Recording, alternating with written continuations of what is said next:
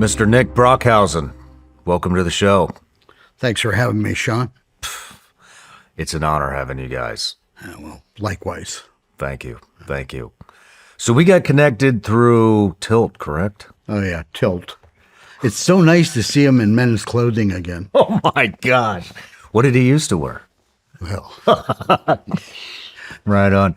Well, seriously, I tell all you guys this and everybody that I've interviewed from the Vietnam generation, and I just want to say how much, and I don't say this lightly, how much of an honor it is to have you here. And you know, when I was growing up, the Vietnam generation is what inspired me to join service, become a Navy SEAL, and fight for my country. And it truly is. It was the movies, it was the guys, it was everything to me about the Vietnam generation that it just fascinated me from a young age, and still to this day. I think you guys are just a special breed of human beings, and so it means it. stop. I'm going to have to buy a new hat.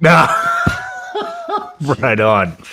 But no, I'm being serious. So welcome home. Yeah, well, I appreciate that.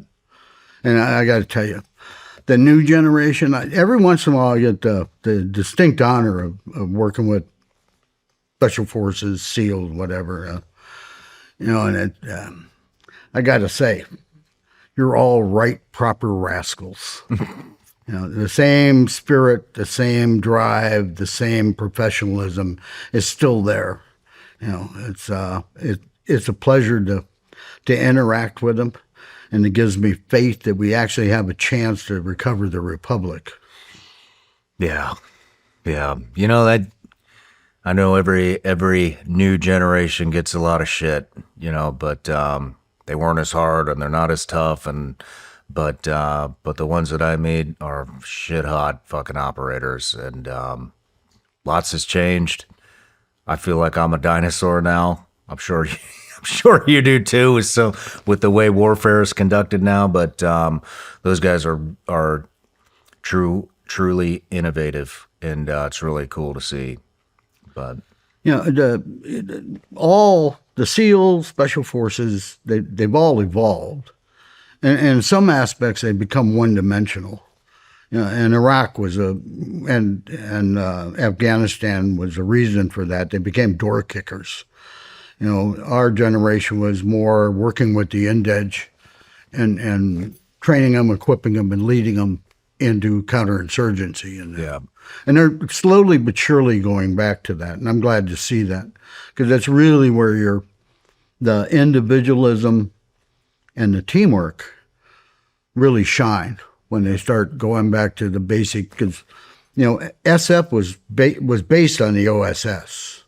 You know, and our lineage was that you were going to get jumped into somebody else's country, and you might spend 7 years there, you know, fighting a war in that. So, you know, the training for it, the mentality, the nexus was based around that concept. And I'm glad to see that they're finally getting back to that in such a way that they can become a really effective tool.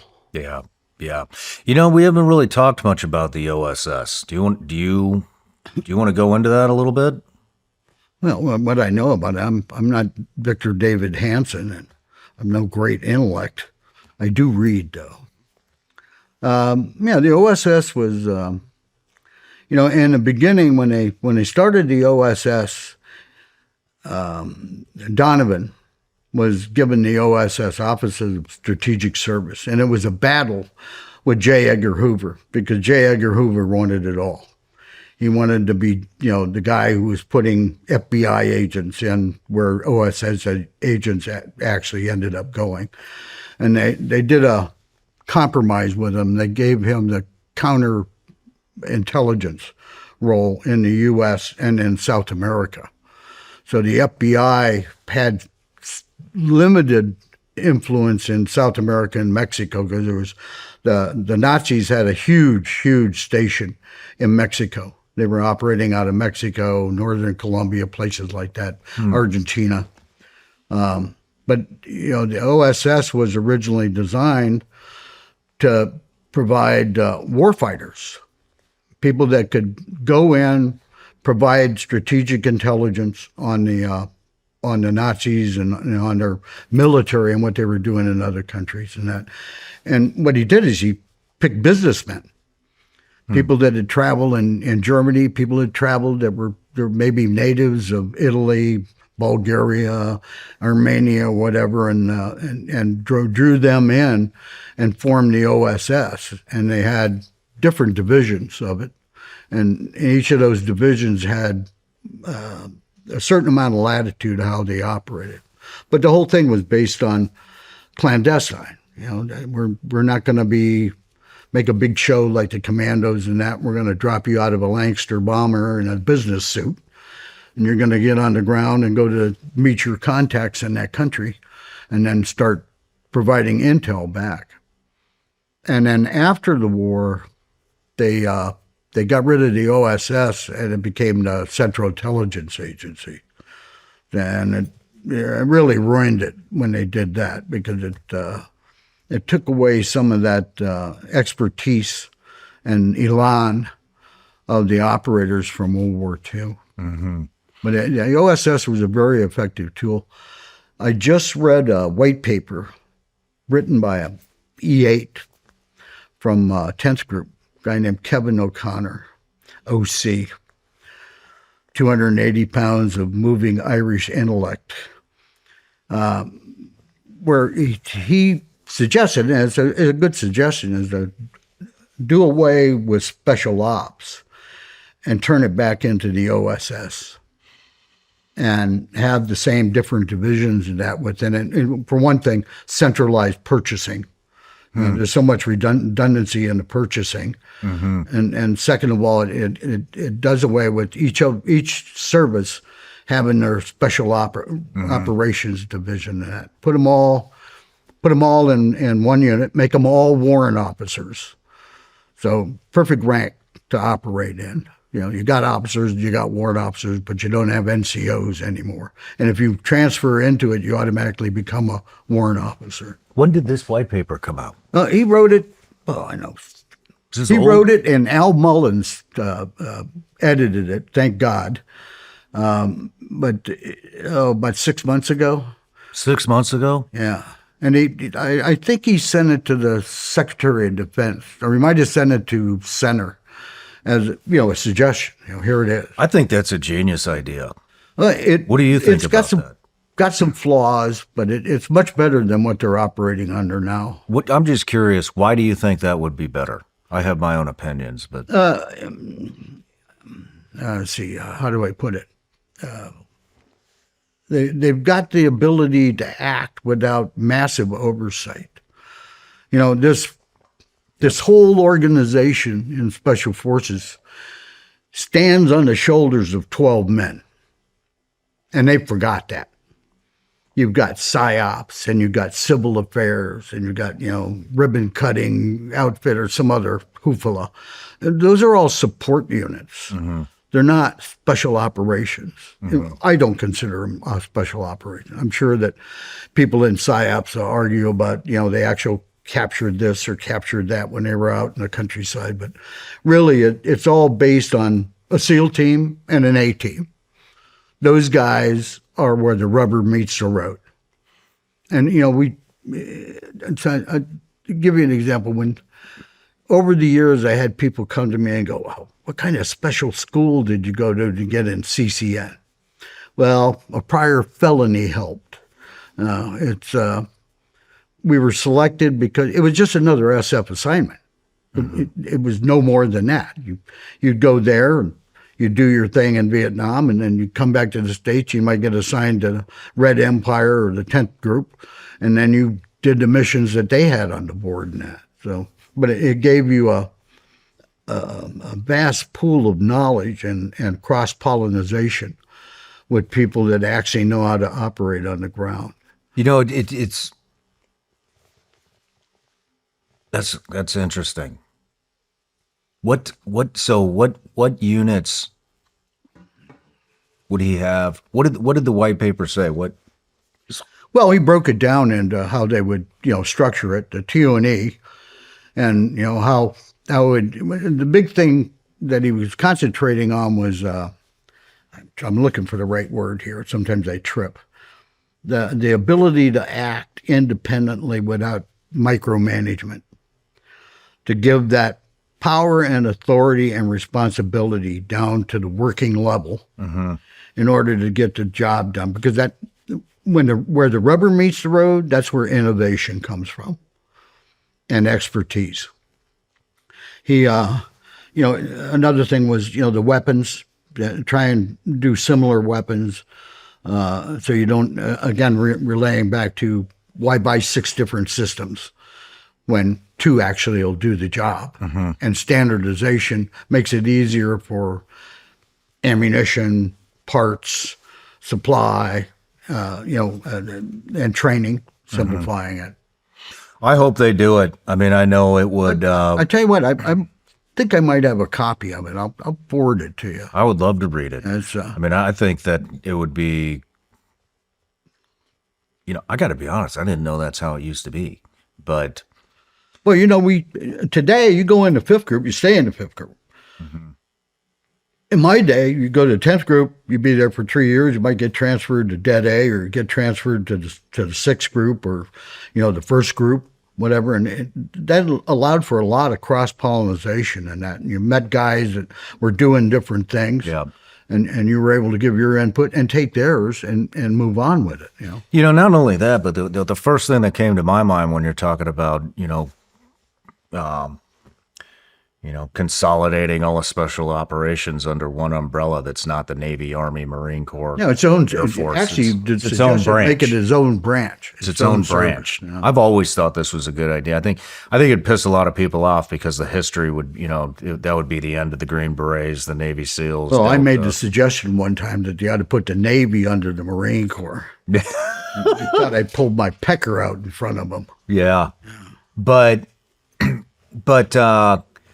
I think it just gets rid of the competition. And when I mean competition, I don't mean, Green Beret to SEAL. I mean competition as in the salesmanship that goes into who's going to get what specific operation. That I would think that all goes away because it will be put on some type of cycle. It won't all go away, but it will make it a lot cleaner. The other thing a lot more is, transparent. Yeah, and then the other thing is after World War II, we had all these bases all over the world.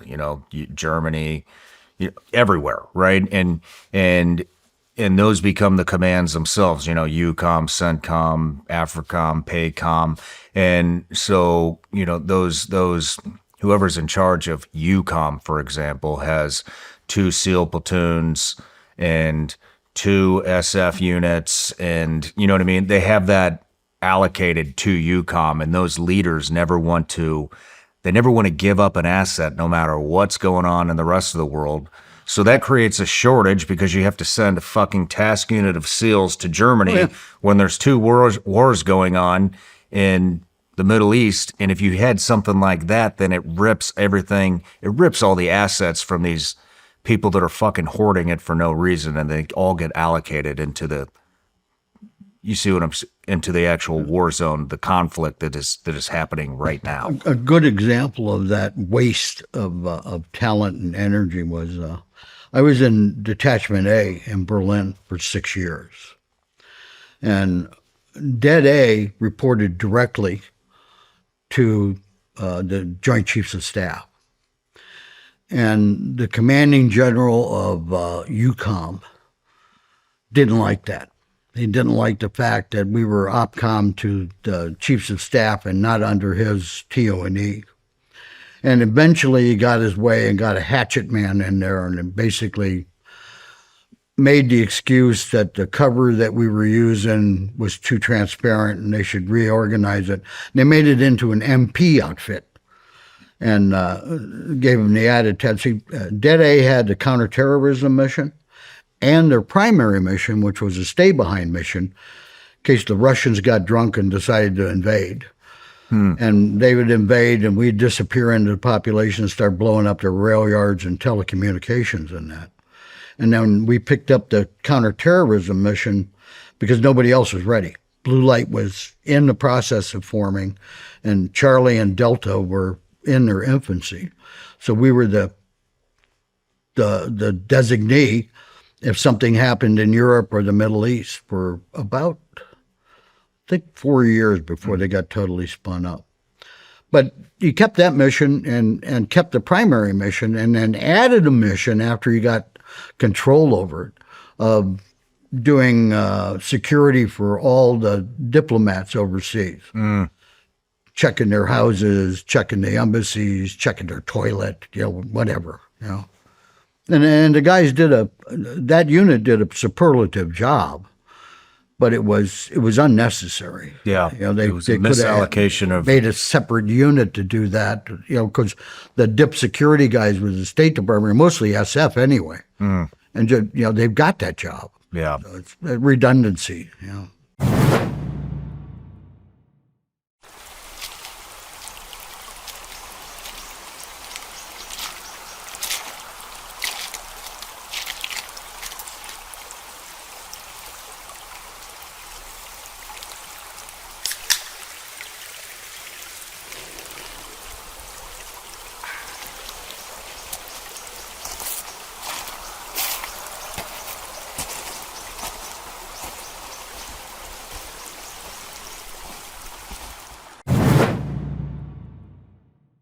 We live in an environment our biology was never designed for. EMFs, artificial light, seed oils, microplastics, endocrine disruptors, modern stressors, the list goes on. These assaults can disrupt the signals your body relies on, negatively impacting gut, immune, and overall health. Armora colostrum works at the cellular level to bolster your health from within. Colostrum is nature's first whole food with over 400 bioactive nutrients that fortify gut health, strengthen immune health, fuel performance, and more, paving the way for your best health and vitality. I've been using Armora myself because I wanted something simple that supports overall health without adding another complicated routine.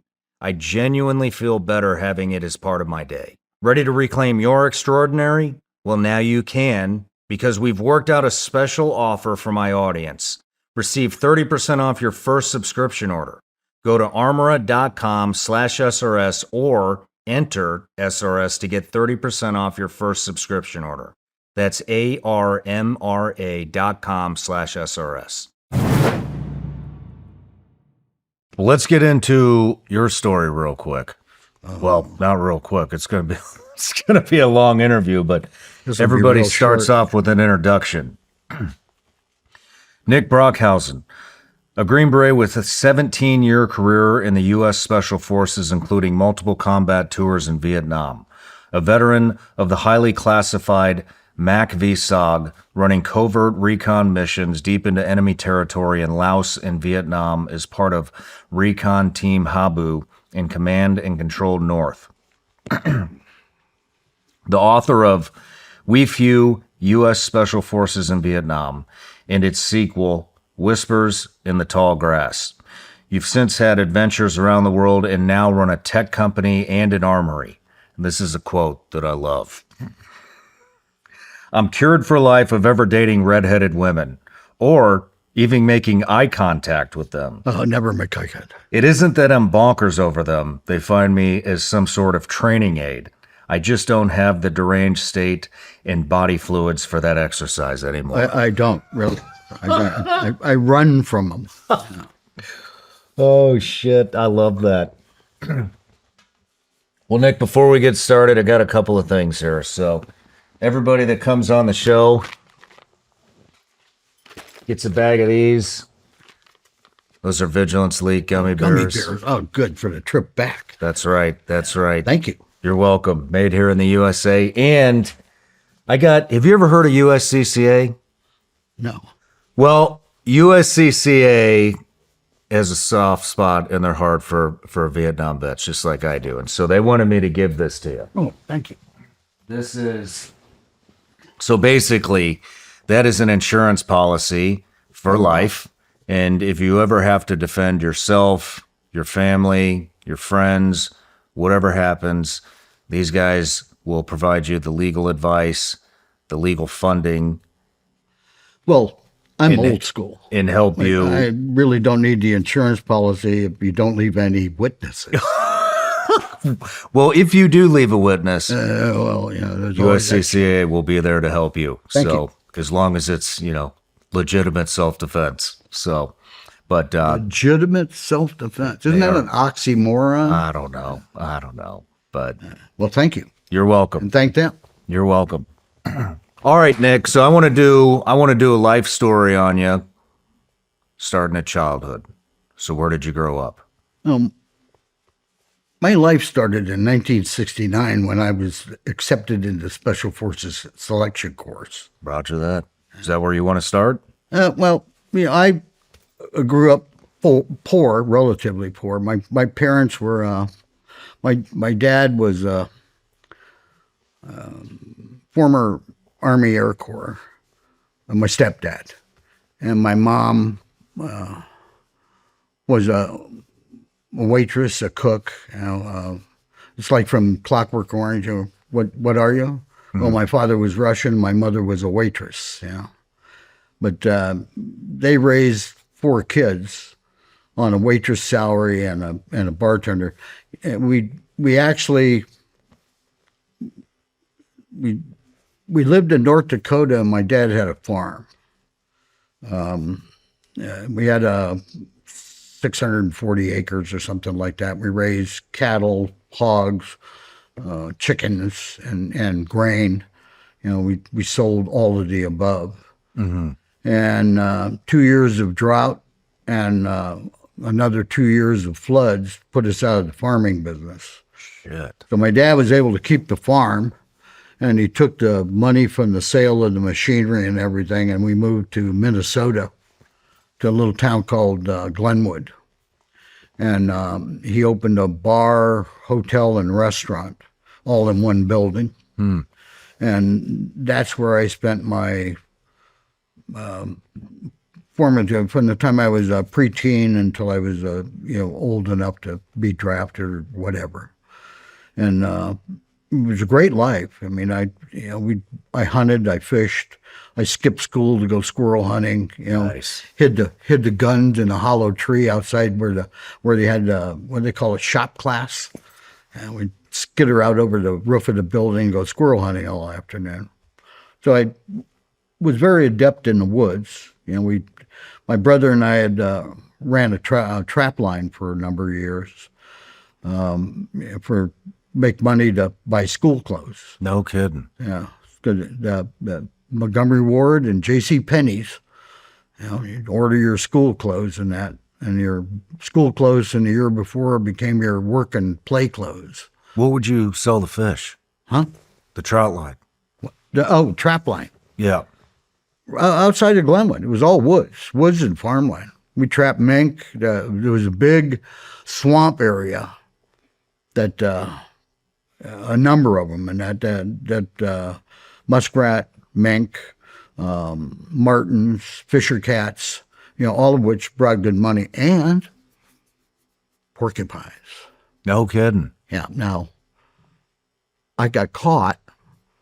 My brother and I, we killed these 4 porcupines, and there was a bounty for porcupines that you had to take the nose, right? And then you pickle it, and you take it down to the game warden, and he'd send it in, and you get, I think it was like $25 for a porcupine. So we're skinning the porcupines and that, and I skinned the pads off their paws and dropped it in the pickling. It's a nose. So instead of 1 nose, we now have 5 noses per porcupine. So being dumb kids, we turned them all in. And the game warden was a drinking buddy of my father. He called my father up and he goes, well, either your 2 boys have cleaned out every porcupine between here and the Canadian border, or they're up to something. So he sent it in to the University of Minnesota. And of course, it comes back, these are paws and these are noses and that. And they took us down and, scared the shit out of us by locking us in a jail cell. And I think I was like 12 or 13 at the time. A lot of fun. I learned how to exist in the woods. Yeah. Learned how to track, learned how to, learn animals, learn their habits. Had a lot of fun with my brother and my little brother, who was built like a crash dummy because that's the only way you survive childhood. And then eventually, I went into the military and eventually evolved into, I learned the ground rules for the military and then applied for special forces and was accepted in 1968 or 69. And I went to jump school, went to SF selection course, came out of the selection course and went to Vietnam for my second tour. What was your first tour? The Marines. The Marines. You were a Marine. Did I mumble that? Why are you mumbling? I didn't. I have a lot of respect for the Marine Corps. Me too. Taught me my craft, taught me that I actually could work under pressure. When I first transferred services, that you got to go through the, basic training, AIT, and that, and then you're in a casual status for a certain amount of time. Before I went to Special Forces selection course, I went to Korea, and I was with the 2nd Division up there on the DMZ. During the Pueblo incident. I'm not familiar with that. There was a spy ship that the North Koreans captured. And at the same time, they sent a 40-man commando outfit down to Seoul to try and assassinate the president of South Korea. And the 2nd Division was in the sector. Everybody in the country was hunting for these guys. They got recognized at the front gate of the Blue Palace because the guard recognized their accent wasn't from the South. And a run and gun battle started there. And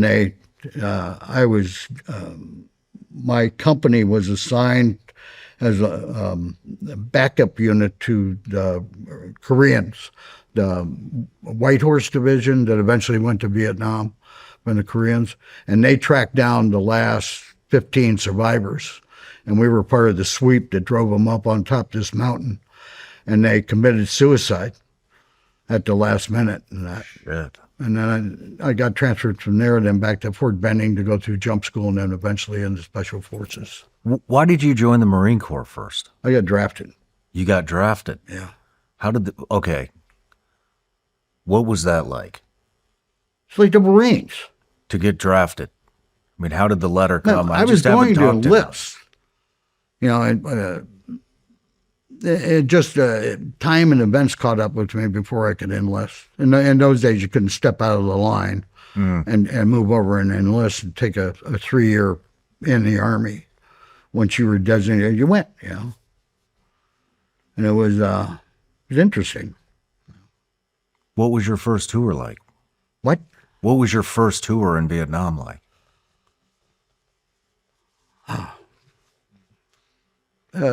Line company. You never knew where you were going, just know that you were going to get in a fight. And eventually, you'd get mauled or you'd maul them and then come back to it. And the same thing was in Korea with the 2nd Division. We were up on the DMZ, and that's all we did was we either were in the towers or we were over in the DMZ doing hunter-killer patrols. Same exact thing, just more intense in Vietnam than it was in Korea. No shit. Yeah. How was Korea? What? How was Korea? Cold. Cold? Cold, wet, nasty. Everything smelled like human shit. Yeah, well, the demilitarized zone, there was nobody over there. They basically cleared all the Koreans out of there in the southern part of the DMZ. Once you crossed the Im Jim River, you were in the demilitarized zone. And that extended up to the actual border. And then, you had the line of towers and wire, which they were just putting in during that time. They didn't have them originally there was just foxholes. You went out and you set up machine gun positions and in the foxholes in a line, like a line outfit does, And then gradually they started replacing that with a fence system and 25-foot wooden towers with machine guns in them. And then they had gates, and there was a minefield this side and a death strip that was raked and cleaned so you could see tracks. and then on the north side of the border, there were some minefields, but there was a lot of old minefields left over from the war. So you had to really a lot of them were marked and a lot of them weren't. So you had to be really careful where you were moving about. The hunter, I like the hunter-killer patrols better than I like the static. Just sitting there all night, getting eaten by mosquitoes in the summertime and freezing your balls off in the winter. Yeah. A lot of interesting. That's where I first discovered kimchi. Kimchi. Kimchi, you know what kimchi is? No. Pickled cabbages. Oh, I do know what that is. Wow. There was they make kimchi. I make my own now. Nice. You store it in porcelain jars, and in the old days, they used to put like a straw stopper in the top of it, and it was about that big around in it. I stepped through one of them out in the DMZ and pulled my foot out. I go, what is that? And the Koreans I was with went nuts. Kimchi. And they started dipping it out with their canteen cups and that. But a lot of destroyed villages, really kind of ghostly moving around in. A lot of fog. A lot of activities some months, and a lot of months with no activity. They were always trying to probe the wire and get through and slip infiltrators in. There was a funny story. Our sister unit was the 3rd Battalion of the 38th. And they had, there's 2 bridges that crossed the Imjim, one down by Pamanjun and one up north by Nulari. And the one up north was called Freedom Bridge. And they had machine gun posts along the bridge, looking down into the Imjim River, which at that point is probably a couple hundred meters wide. And during the monsoon season, it's flooded. It's moving fast. This was kind of in between. And one of the machine gun posts opened up. Just blasts away and says, I got a submarine in the water. And of course, that sergeant of the guard and the lieutenant ran out there and they looked, they don't see shit, right? So the guy was a Spec 4. They took him back and they had him down to the Sykes to make sure he didn't crack up in that. And he's going, no, I saw a submarine. Bullshit, right? 2 weeks later, a mini sled washed up on a sandbar. Are you serious? Between that bridge and the next bridge with the crewmen still in it. He had shot the conning tower, and the one guy got stuck in the escape hatch, and they all drowned. Well, he died they made him a staff sergeant and sent him back to the States. Yeah. Wow. Yeah. There was all kinds of little incidents like that. They tried many subs off the coast, many subs up the Imjim. A lot of times trying to come across in rafts, either rubber rafts or rafts they made out of vegetation and try and just float across and make their way, strip down and come across. Of course, in those days we had the mighty PRC-6 walkie-talkie at squad level, and I think it was the PRC-10, which you had to calibrate all the time to keep it on frequency. If you spit, there was too much humidity in the air for it to stay on frequency. But a lot of, the weapon was M14s, and I think when I first got over there, we still had BARs for the squad automatic weapon, and that rather than the M14E2. Because all that shit was going south. Mm-hmm. But interesting tour. I remember when it took from the DMZ to Seoul was a grueling, bouncing, jarring ride in the back of a Deucenap that took 3.5 hours. On the Autobahn now, the freeway, takes 15 minutes to get from Seoul to the DMZ. Jeez. So how long were you there? 11 months. And where did you go from there? I went to jump school. You went to jump school? Right, and from jump school into selection. Where was the Vietnam? Before that.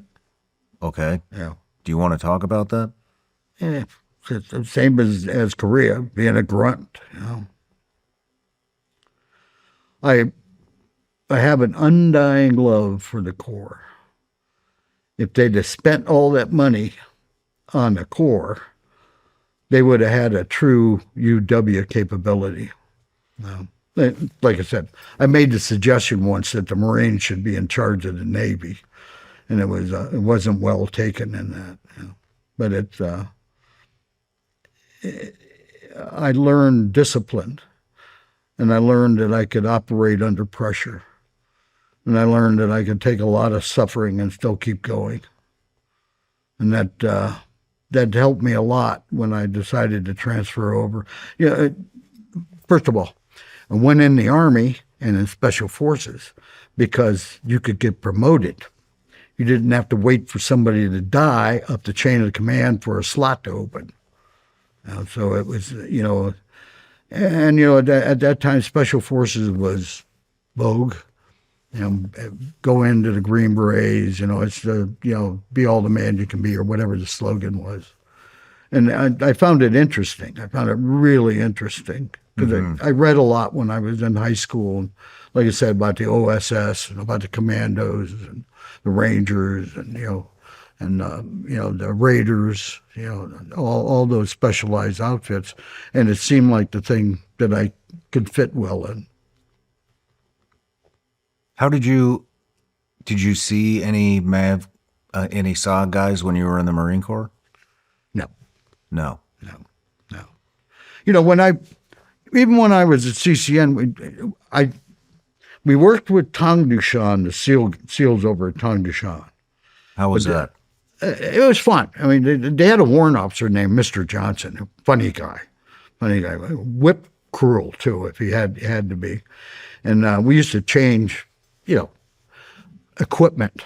You need this? Well, I got some extra of that. RPD lengths, yeah, we got some of those. RPDs, yeah, we got 4 of those extra in that. We back and forth, and we did a couple of missions where they supported us with one time with a full SEAL team on a amphibious landing to blow up a bridge, and a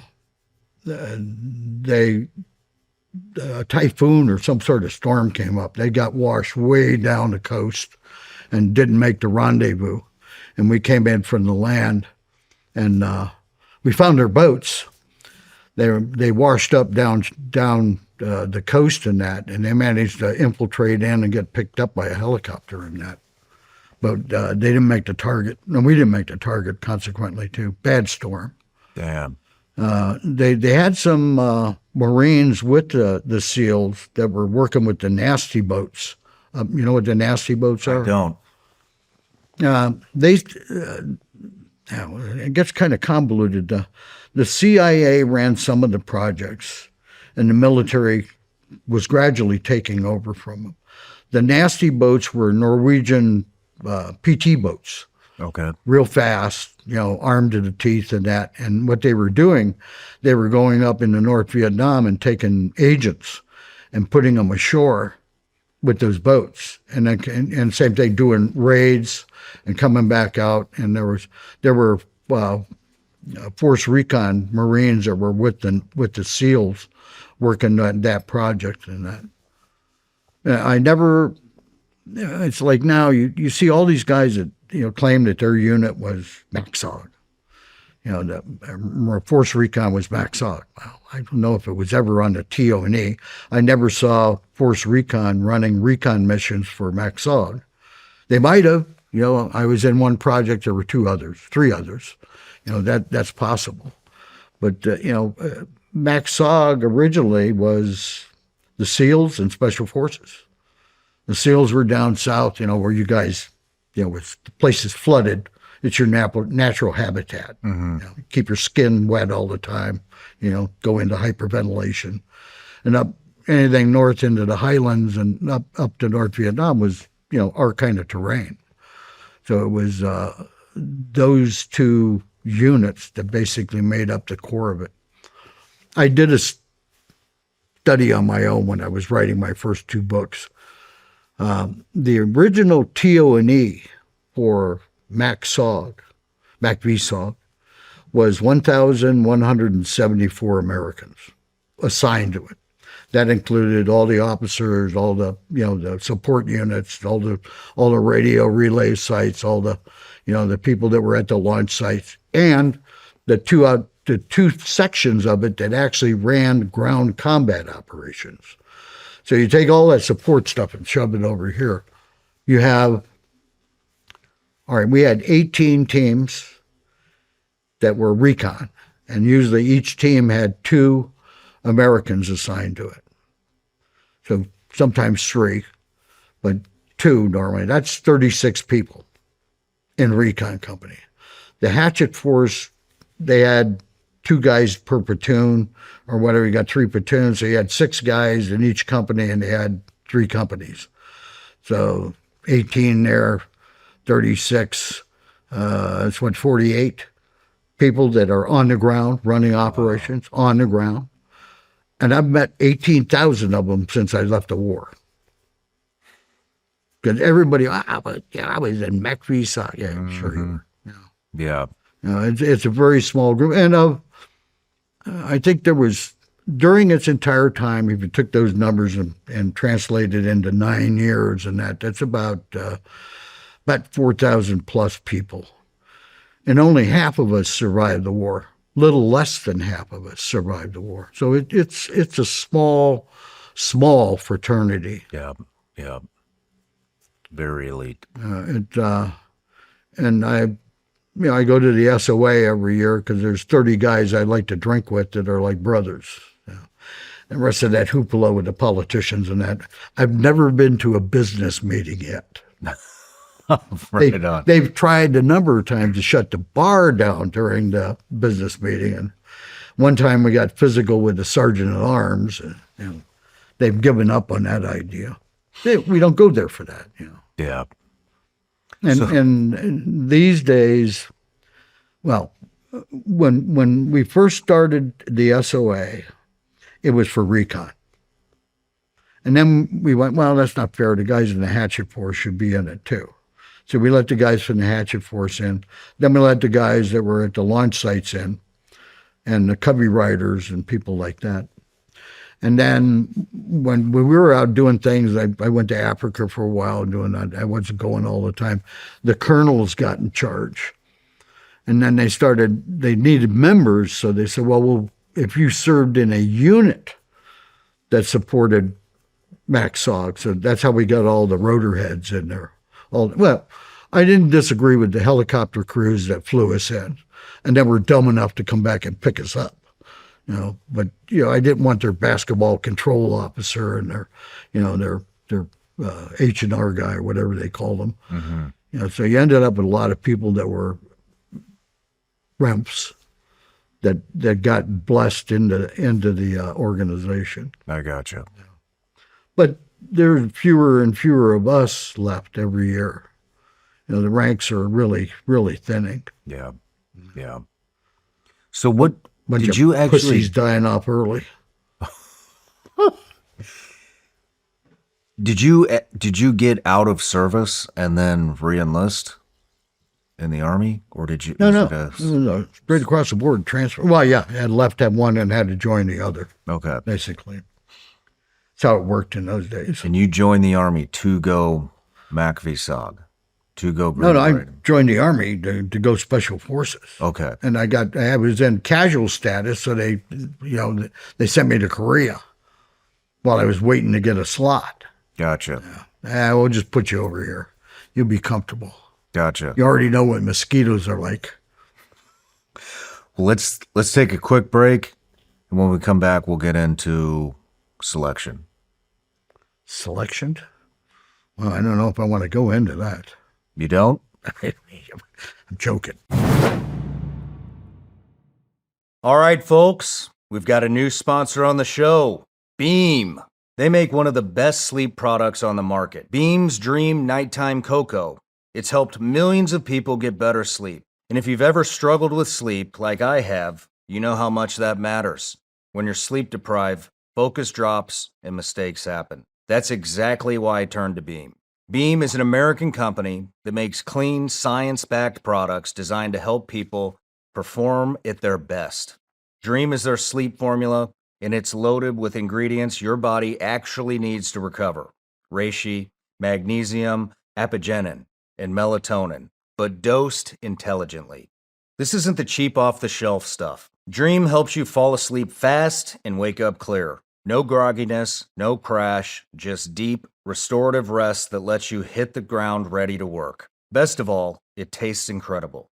My favorite flavor is the brownie batter, but they've got plenty of options. I mix it up in my favorite mug and drink it about 30 minutes before bed for optimal results. Like I said, it tastes great, it's smooth, and it actually feels like part of my nightly routine now. I've been using Dream for a few weeks now, and I feel rested and more focused. And I'm not alone. Beam has improved over 28 million nights of sleep for people across the country. And for a limited time, I've got my listeners an exclusive discount of up to 50%. Go to shopbeam.com/SRS, use my code SRS to get up to 50% off. This is the best discount Beam gives out. Black Friday sales are done, but my listeners are still getting 50% off. So remember to go to shopbeam.com/SRS, use code SRS. With my code SRS, you can grab Dream for just $32.50. That's about $1 a night for the best sleep of your life. Try it today. Want to stay up to date on all things SRS? You bet your ass you do. Our newsletter brings you the latest SRS news and critical updates. Get instant alerts on the newest episodes. Never miss a beat. Exclusive intel briefs from counterterrorism expert Sarah Adams. You've seen her many times on the show. She's going to give unfiltered insights on global terrorist activity. For Patreon exclusives, you're going to get epic range days with me and damn near every guest that's come in the studio. You're also going to get behind-the-scenes content and guest updates. You're going to get first dibs on new merch drops and limited edition items that will never be sold again.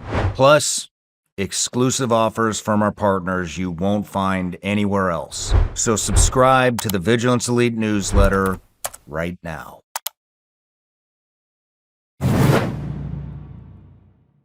All right, Nick, we're back from the break. We're getting ready to get into selection. Selection. Well, in those days, it was phase 1, phase 2, and phase 3. Phase 1 was at Camp McCall. I can't remember how long it was. I think it was like a month. You went out and you learned basic patrolling, you learned survival, you learned target recognition, all the things that, woodcraft and that. And you jumped in, and you lived in those days, we lived in tents, GP mediums. And the only structures at Camp McCall were tar paper shacks for the headquarters and the medic shack, and the classrooms were, open air or sometimes, under canvas and that. Interesting 4 weeks, a really intensive training with, guys funny story. The guy who taught survival was an E7 named Rodney, I think was his first name, Nail. And Nail had a black eye patch because he'd gotten shot by an AK through his eye. Oof. And out one side. And he was a typical crusty old redneck, right? And, he taught you how to, they'd kill snakes and, they'd, rabbits and other animals, and teach you how to cook things, take chickens and wrap them in mud and then put them in the coals of a fire and go do patrolling all day. When you came back, you just peel the mud off and it's roast chicken, right? Stuff like that. So we were getting ready to finish up phase 1, and I was with a guy named Tony Anderson.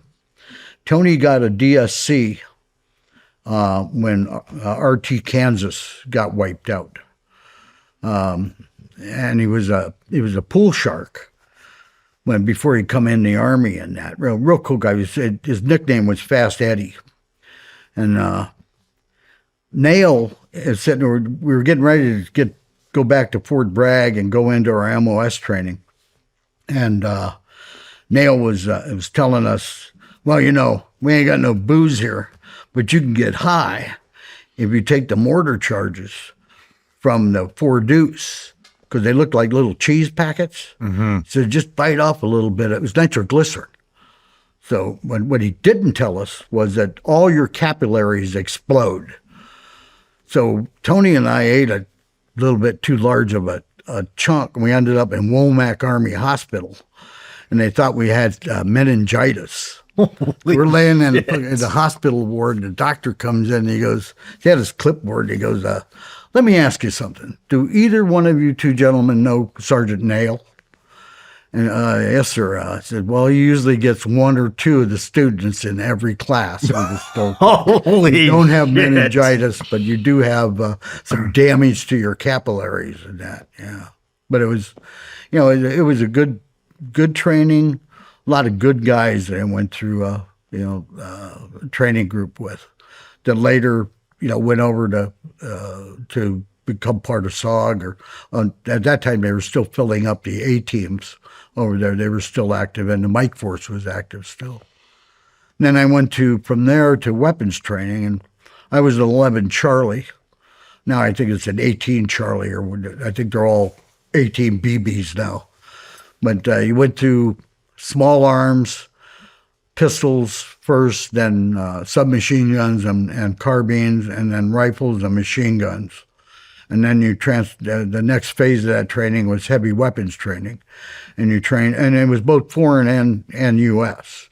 So we shot, the Bren gun, we shot the RPD, we shot, the Madsen, the Swedish K. All of those were in the curriculum, and that both classes, assembly, disassembly, so you could do it in the dark. And then finally go out to the range, and combat course, and regular marksmanship training and that with each weapon. And then you transferred to mortars, and we trained on the 4 deuce, the 81, the 60, both the Russian 82 and the Russian equivalent of the 60, and then recoilless rifles. The 57 millimeter, the 106, the Russian equivalent, and German equivalents in that. And then the 4 deuce, we did the 4 deuce, and then the 105 howitzer. So we learned up to the 105. Wow. Doing both. And you train both in the gun crew and then the fire direction control, and then the forward reservers. Live fire on the ranges, calling in fire, while the rest of, some of you were manning the gun, some of you were the FDC, and some of you were out there as forward observers and that.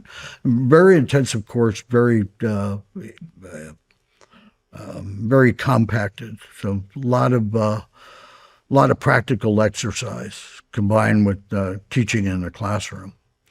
And then when you finish that, meanwhile, those others from your phase 1 who were decided that they were going to be Sparkies went to combo training, and they did Morse code day after day after day after day after day, and they learned how to operate both our radios and the Soviet radios and that.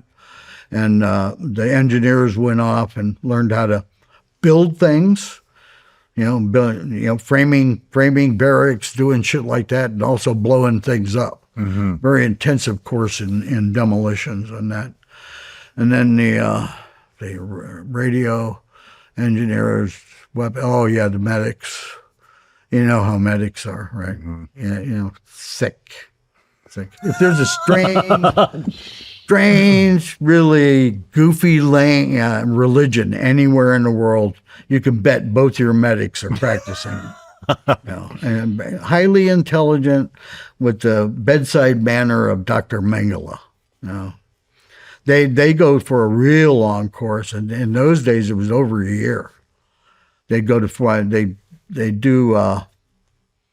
300 F1 course, and then they would come back and do dog lab. And dog lab was, they used to shoot dogs. Mm-hmm. And then their job was to treat the wound, manage the wound, heal the wound, bring the dog back, right? Yeah, live tissue training. And all the the cruelty to animal people got on their case, and they changed over to doing it on goats. Mm-hmm. And the only step different is removing the Arab from the back of the goat. But that very intensive course. To this day, I would rather have a Special Forces medic treat me than any doctor. No kidding. It's there's a guy that teaches the SEAL teams combat medicine, a guy named Ron Broughton, who was in Berlin with me. He originally was in Project 404 in Laos. And he came to Dead A, and he was a medic there, and he runs like 20 emergency rooms in Florida, and teaches up at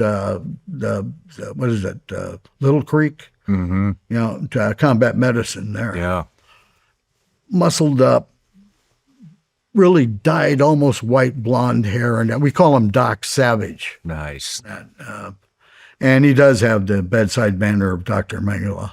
It doesn't hurt that bad, But Special Forces medics, they 18, what do they call them, deltas? Mm-hmm. Is that the same in the SEALs, 18 same deltas? Thing. Yeah. They're going through the Army's Delta course. Yeah, So. Absolutely wonderful course. Special Forces medics in the old days could get licensed as a practicing physician in over 20 countries. No kidding. I didn't know the that. training was that good and that well respected, and to this day, it's one of the best courses that the military offers. Yeah. Don't leave them alone with your girlfriends or household pets. And then when you finish with your MOS training, you went to phase 3, and they brought everybody back together and formed up teams. Regular 12-man team. There'd be 2 officers assigned to it. They had gone through their own course over here, which, taught them now not to scratch their nuts with a salad fork or whatever. And they would join the team, and then they'd jump you into Gobbler Woods exercise, and you'd actually operate as an A-team in an unconventional warfare scenario in that. And once Phase 3 also had a real intensive class in the beginning of it, which was called Methods of Instruction, where they taught you how to teach the military way, how to compress all that knowledge of 4 hours of data into 1 hour and make it stick, so the dumbest guy in the class could get it. And then you moved on from there, and it taught you things like, stage presence. Don't walk around with Air Force gloves on, hands in your pockets. Don't be a sword fighter with the stick. And how to tell jokes to lighten things up, and that. Some of the jokes I heard were really lame too, but that was a good part of that. And they taught you the Special Forces operations as a A-team. What each MOS's responsibility were, how to tie each other together with the team sergeant and with the officers and that. And once you graduated from that, in those days you didn't get a flash on the back of your beret behind the crest until you graduated from the Q course, as they call it now. Then before that you had a candy flash. No, you didn't have a flash at all. It was support troops that had the candy flash, the little ribbon, the same colors as the group patches and that. Okay. Yeah. And then once you were 3 qualified, that was the beginning. You went to a group and you were actively assigned to a team, and you started operating in a Special Forces team, and whatever their missions were. Where did you go? I went to the 6th group. Like I said, it was a holding area for people and I was in the 6th group, I think, for like 6 months, 7 months, something like that.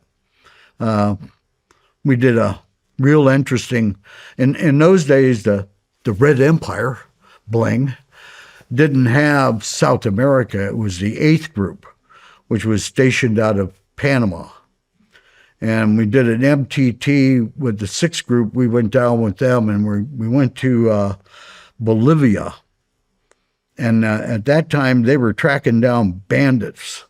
in the mountains and that with the Bolivian Rinche, the Rangers, and which are strange. All of them were Indians, big barrel-chested. They all operate above 6,000 feet, so in the flatlands they can run forever. Yeah. But they were tracking them down, and we were providing radio operators and some. I went down there as a mortar instructor, and that with the 2-inch or 60 millimeter. It was easy to pack around in the mountains and get it into battery real quick. So they were just starting to use indirect fire when they caught these bandit groups, which eventually became the Sendero Luminosa, were 30, 60, 100 man groups in that, and they lived off raiding villages. They'd move into a village, they'd kill all the men, they'd rape the women until they used them up and throw all the bodies in the well and move on to the next village. And the Rangers were right behind them, trying to close them up. And we tracked this one group, and the time I was there for about 60 kilometers over the mountains, and finally caught them in a makeshift bait camp and raided them and killed all of them except about maybe 10 or 15 that escaped out of the net. You were on that? Yeah. How many of them were there? A little over 100 when they started. Holy shit. So you guys killed And they, 85, 90 people? they were no match for the Bolivian Rangers. They were terrorizing the countryside because the militias really didn't have the firepower to stand up to them, and they were vicious, absolutely.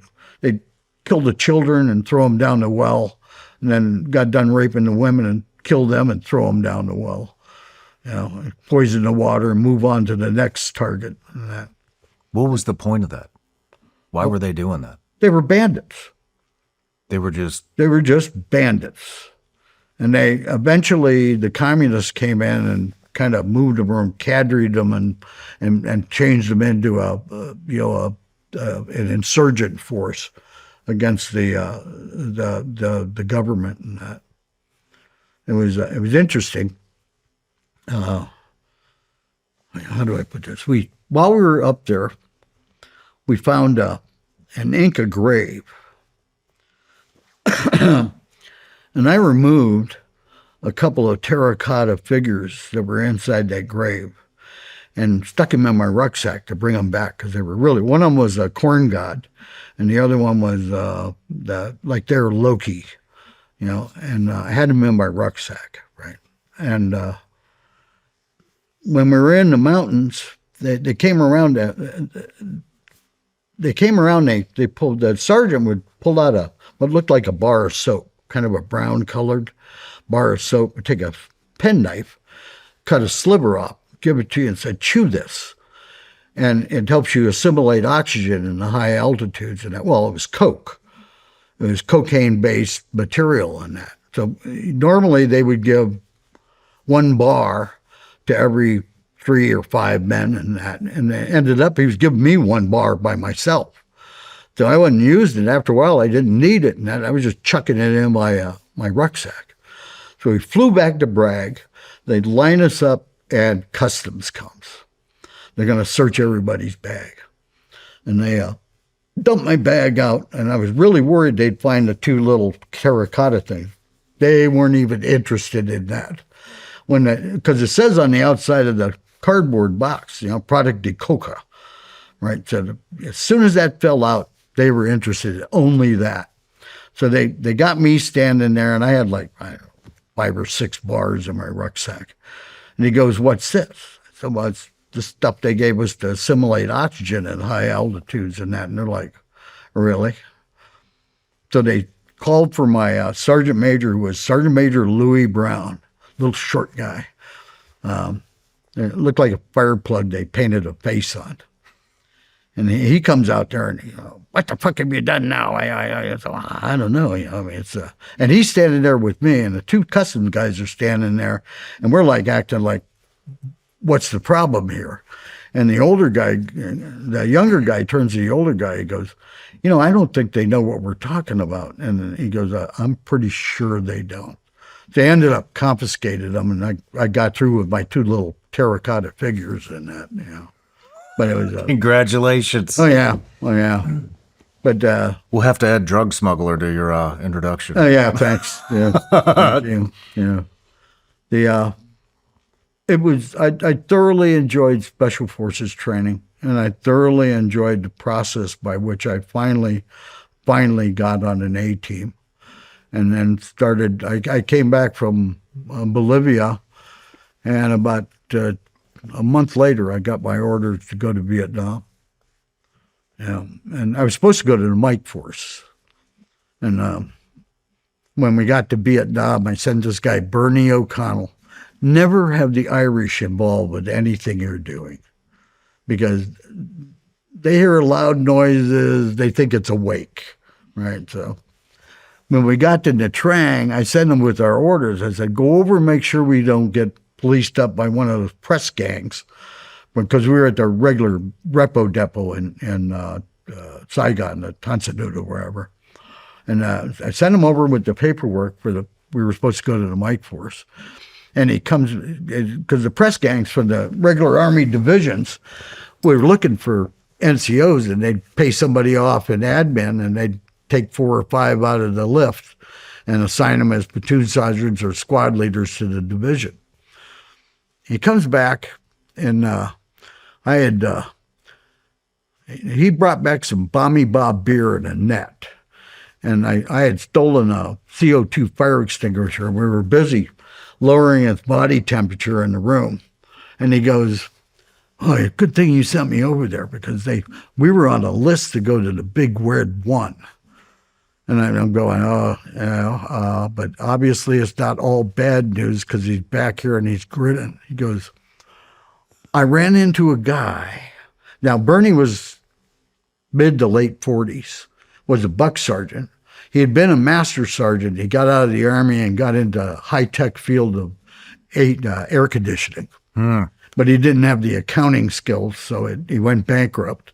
So he rejoined the Army. Bulbous nose, Irish face, looked like an oversized leprechaun. So he's going, hey, I got us a good deal. This guy I know, he was in the Davy Crockett platoon with me in Germany. You know what the Davy Crockett was?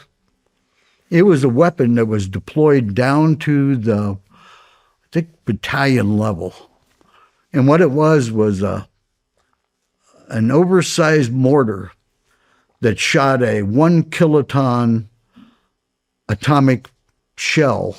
Holy shit. And the instructions were, get into battery, get the gun ready, fire the cannon, and try and get a ridge line between you and the target before it goes off.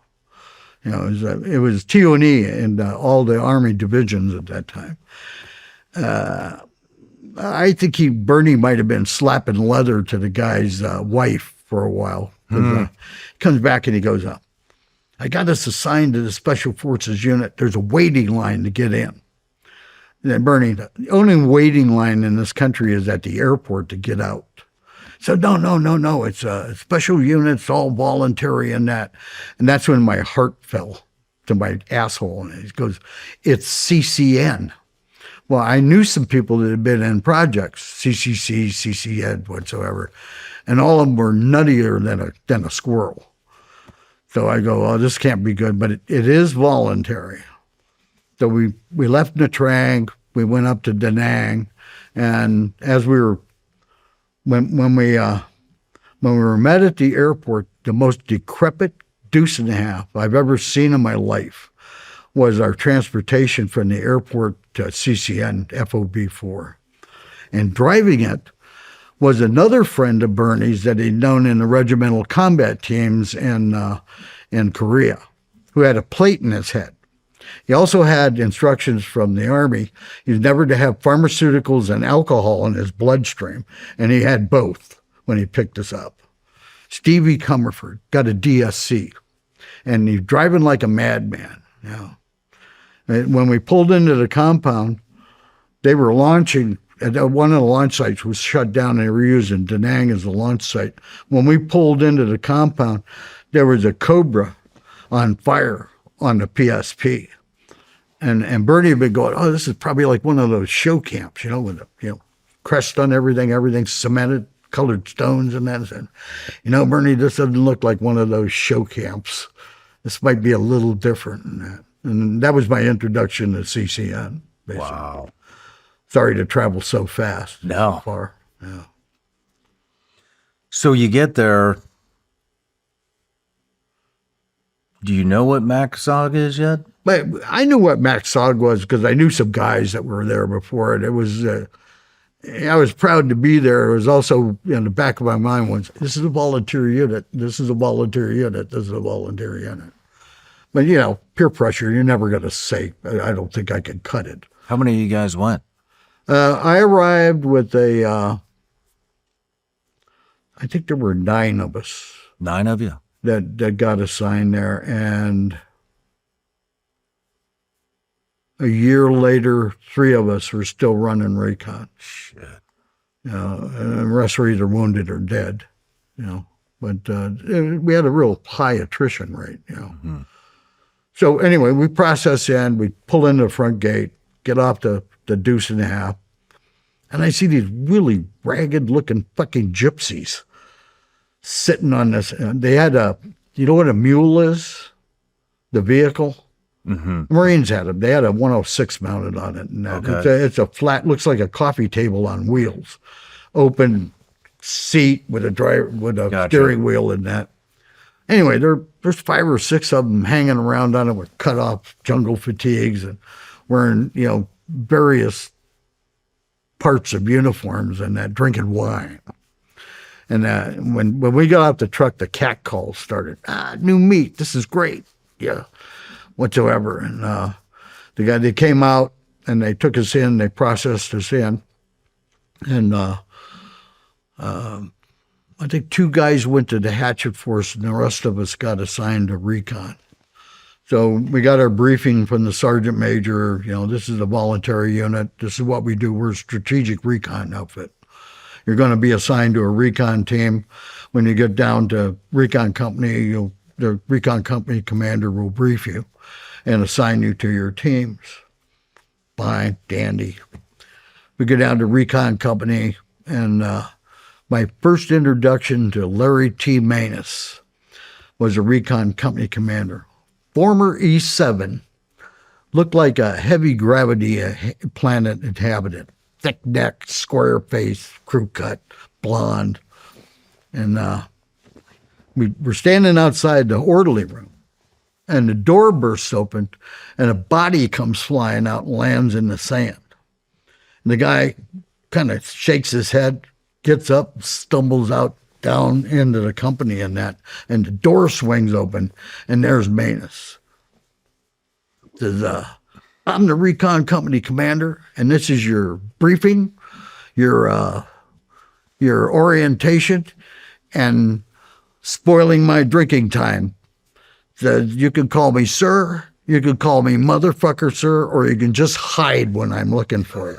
First man. And first of all, I recognize that this is a retread. That kind of squat bread, is immediately, identifiable. So I said, sir, worst thing I could have done is this is a voluntary unit. Yeah, it is, peckerhead. You a barracks lawyer or what? I said, well, what did that guy do? He wanted to quit, and I hate quitters. So since you're so astute in that, I'm going to assign you without even interviewing, and I'm going to assign you to RT Habu. And you can go over there and make that hooch a collective IQ of 3. And that's how I got assigned to Habu. Right on. I love Larry. He's in a hospice at home now, but Oh man, just absolutely the best officer I ever served under. And Larry had been in projects in the very beginning when he's still wearing box hats, yellow name tapes and shit. Yeah. And he protected us from all the bullshit. and took the flak for all our shenanigans and that. Yeah. Sounds like a good man. Yeah, well, when I stole the half track, he confiscated it.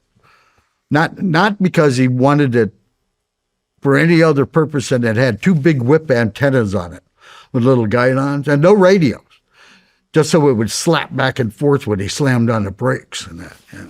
You don't need this here, I'm confiscating it. I think it ended up in security company and somewhere else. So how did it go when you checked into Habu? When what? When you checked into Habu, how did it go? Yeah, well, they had just come back from Quan Tri, and they were on stand down. And they, do you need to throw up or? Nope. Oh, you're doing that. Just reading my notes. Your breath. Yeah. Jimmy Johnson and Minnie Mac were in the hooch. Snake was up at headquarters. He was the 1-0. And Danzer and Mac and Jimmy Johnson. So they're sitting there, they're cleaning weapons. And Mac was cleaning a 22 with a silencer. And I walked in, I said, and he goes, before you say anything, you're obviously the new guy. And you've obviously run into Daiwi Manus. Did you question him? Did you make a comment? What did you do to get assigned here? And I go, well, I asked him about it being a volunteer unit. He says, well, he sent you here just to annoy us because you're obviously a Yankee.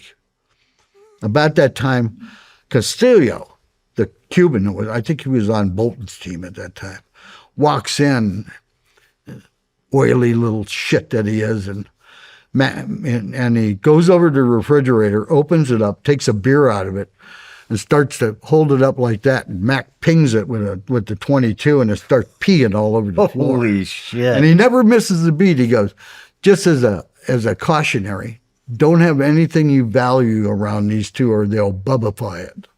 And he drank the beer and went out. That was my introduction to Habu. Right on, man. And we clicked right from the beginning. And Mac and I stayed together, I think, the longest. I stayed on Habu until like 2 months before I left, and I took over as a 1-0 Crusader. And then, of course, there was some chicanery in there.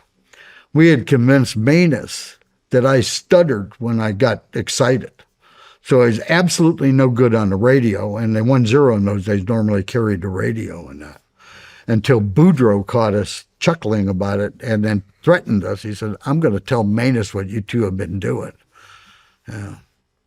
So, but we ran together solid for 11 months and did some interesting stuff. And we got Cookie. Cookie was a bonus. Cookie, Robert Cook, from Vidalia, Georgia, olive skin, had the mannerisms of a Mississippi riverboat gambler. Had a complete solid eyebrow all across here, and he called everybody Stretch. Well, Stretch, He was first time I saw him, and he was a ranger. Mm-hmm. So he had ranger strings on everything. Ranger string to his compass, ranger string to his camouflage stick, ranger string to his peanut radio, all packed in. I used to tell Mac, we just throw them down in front of the NBA. And they'll get all tangled up in all those strings and we'll be able to escape. But really, really intense professional guy.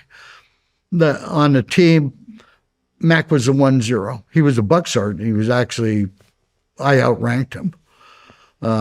When Manus finally did interview me, he goes, I'm assigning you to RT Habu, and the 1-0 now is McLaughlin. He's a buck sergeant. You got any grief with that? I said, does he come back with the same number of people he went out with? What has that got to do with it? He said, well, if he does, I'm willing to change his diapers if that's necessary. So he was a 1-0, really, really cool, calm, under fire. never got flustered. That Alabama, well, I guess we're going to have to move because it's getting kind of hot here. And Danzer actually was the 1-0, but they had just come back from, or right after that, I went to, I think I went to 1-0 school because you couldn't run Laos unless you went to 1-0 school down in Longtan. And they ran the bright light on Doc Watson and Baby Jesus Lloyd, both of whom have been lost on a mission up in the DM or in the Ashaw. The bright light went in. Danzer was a 1-0 because Snake had gone home on emergency leave. And they got on the ground. The Ashaw Valley is built in a series of steps. It goes up, levels off, goes up, levels off, got real sheer. And they got inserted on the top of the plateau. And they started working their way down. Because what had happened is that they pulled Sammy Hernandez out. They got in a hellacious firefight. And they pulled Sammy Hernandez out on strings. And Doc Watson and Baby Jesus were on another set of strings. And the helicopter lost power. And they were on the strings underneath it. And that slammed into the cliff face. Oh, man. When they found both of them, they were both dead. They were hanging in the trees. Max said they looked like they were asleep, just hanging there in their harness. But they could see them, but they couldn't reach them. They were up at the level where they could stand and see out and to them, but they couldn't reach them. They were trying to get long branches and that, try and pull them back in and recover the bodies. And they decided, it got dark, and they decided to spend the night on the top of the plateau. So it wasn't far, it was like maybe 100 meters to the top. They got back up on the top, set up in a RON, in a half horseshoe thing. And 5 o'clock in the morning, thereabouts, they heard trucks pulling up the trail on the top and troops dismounting. Shit. And they unloaded about 3 companies of NVA and started sweeping. They knew the team was in there somewhere.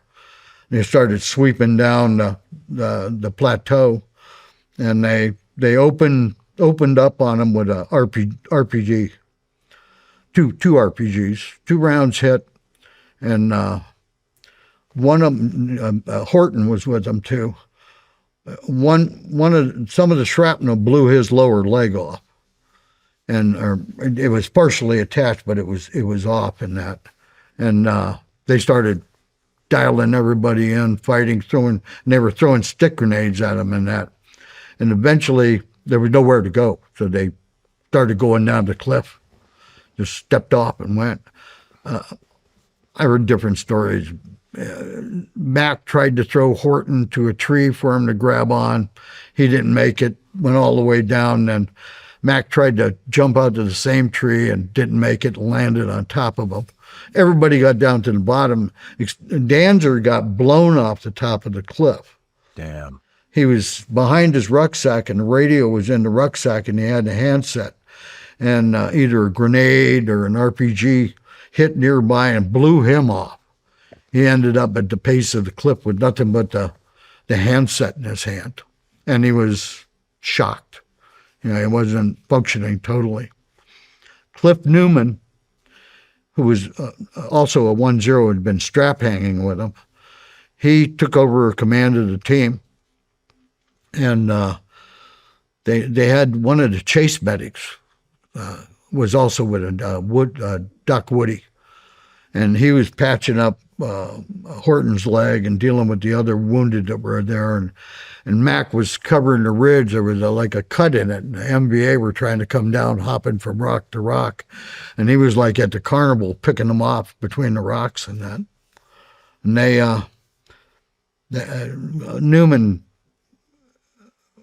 just performed outstanding. He got the 9mm pistol and I think a Silver Star for that. and eventually went and ran the Recon Club for us after that. He was basically responsible for getting everybody out that was still living and breathing. And they extracted him with a CH-53. And they worked over the top of that ridgeline, turned it into a killing ground with air support, and got a heavy hook in there and pulled him out of there. Shit. He was just recently, they're trying to get his Silver Star changed to a Medal of Honor, which he really deserves for his actions that day. It went all the way through the Chief of Staff of the Army, all the way through the Secretary of Defense, and then it was approved under the Biden administration. And then when the new administration came in, they just killed it out of politics. They killed it? They killed it. Why? Heck, that now. And we think it's because the guys who approved it were all Biden appointees. But Newman earned that medal 7 times over that day. This thing with approval of higher awards from a lesser award.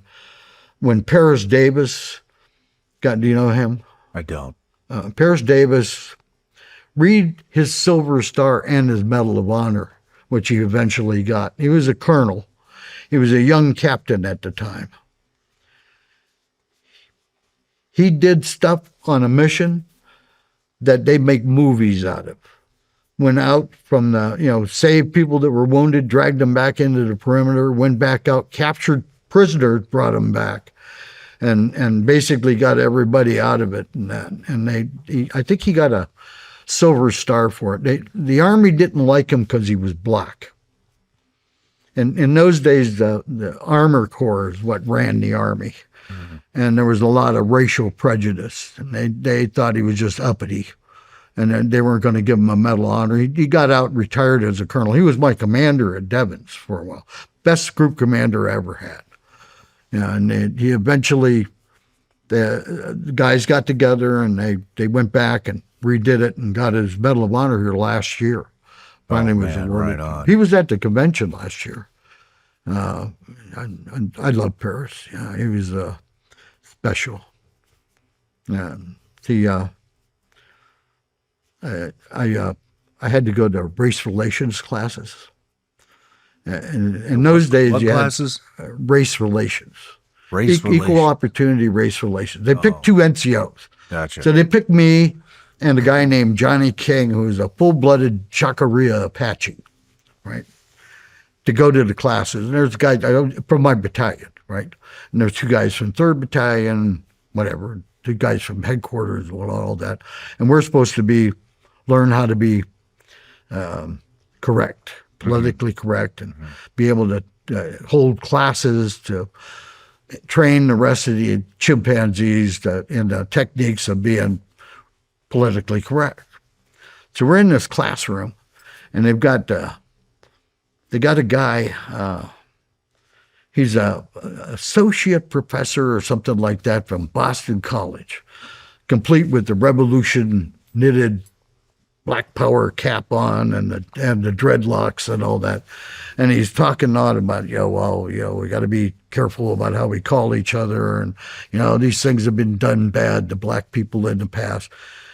And when I walked into the room, I turned the thermostat up to 94. So King is sitting in the front row. He unbuttoned his field jacket and was nodding off. Everybody was nodding off except me. I'm watching to see all of them fall asleep. And the instructor came over and kicked King's foot. Said, "Wake up."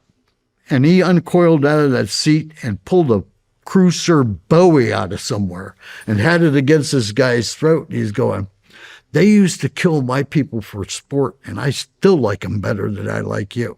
That's it. Out of here." We get sent back to group.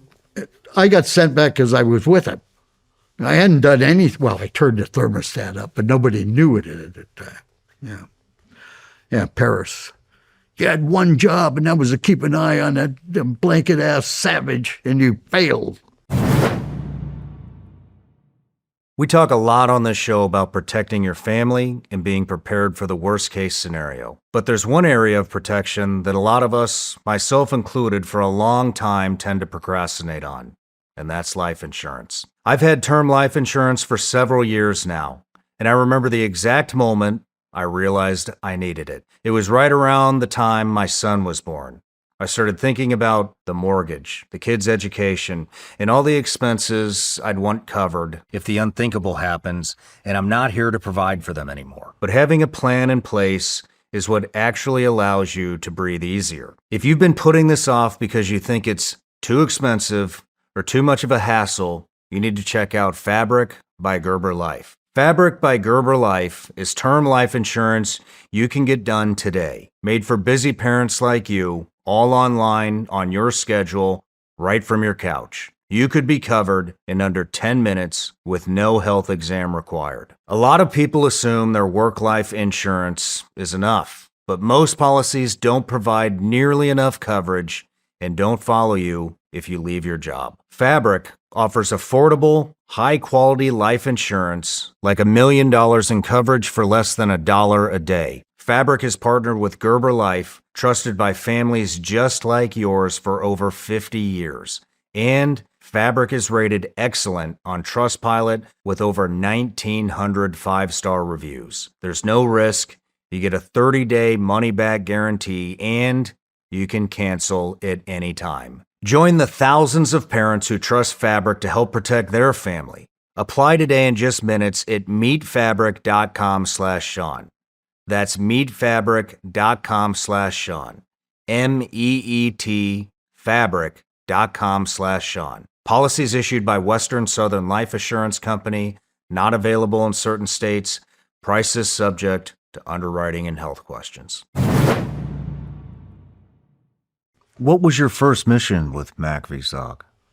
It was, we went to the Ashow?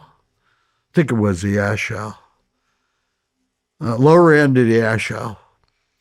And it was a recon mission, linear recon. We were supposed to follow this trail and see if we could find common wire, so that another team could come in and put a wiretap on it. And we landed at this particular target was in an old caldera, and the trail ran up through the center of it. And that it was reported there was a North Vietnamese regiment in that caldera somewhere. And we were going to go in and do linear recon and partial area recon inside that 6x6 no bomb box. And when they put us in, we came under fire immediately. As soon as the choppers lifted off, everybody in the world started shooting at us.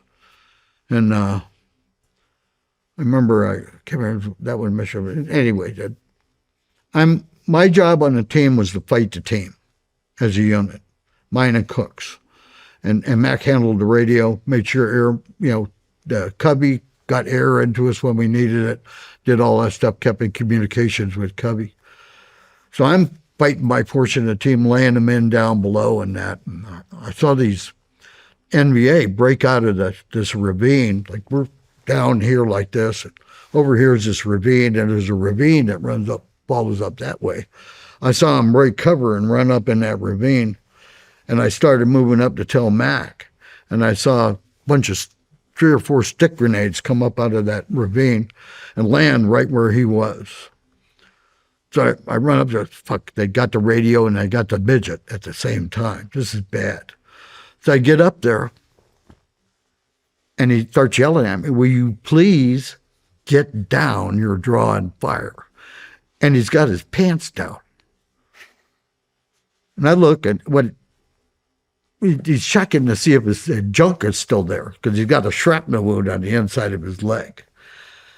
And I'm thinking to myself, this is the coolest son of a bitch in the world. He's masturbating. He's got the radio hook like that. Like, reach down and grab a cubby was on the line. And I go, you'll have to wait a minute. The 1-0's masturbating. You said that? Oh yeah, and Dave Cheney, big Paiute Indian, was that cubby rider. You go, well, besides that, what else you got?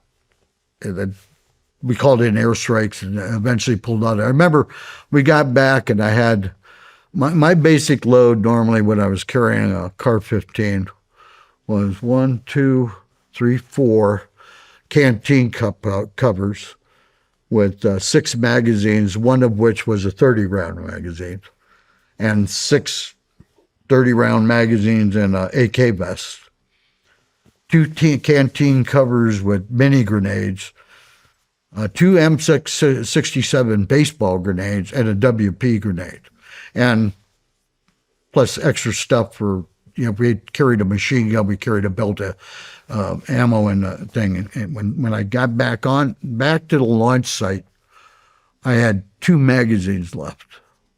Holy and my pistol ammunition and everything else I'd shot.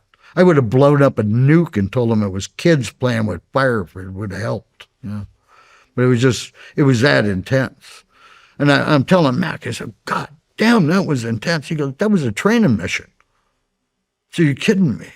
So now, and the yards like you, by the way, because you've got dialogue when you're hyperventilating. So that was my first mission. sheesh. It just went on from there. I mean, you got into the rhythm. You go back to the launch site.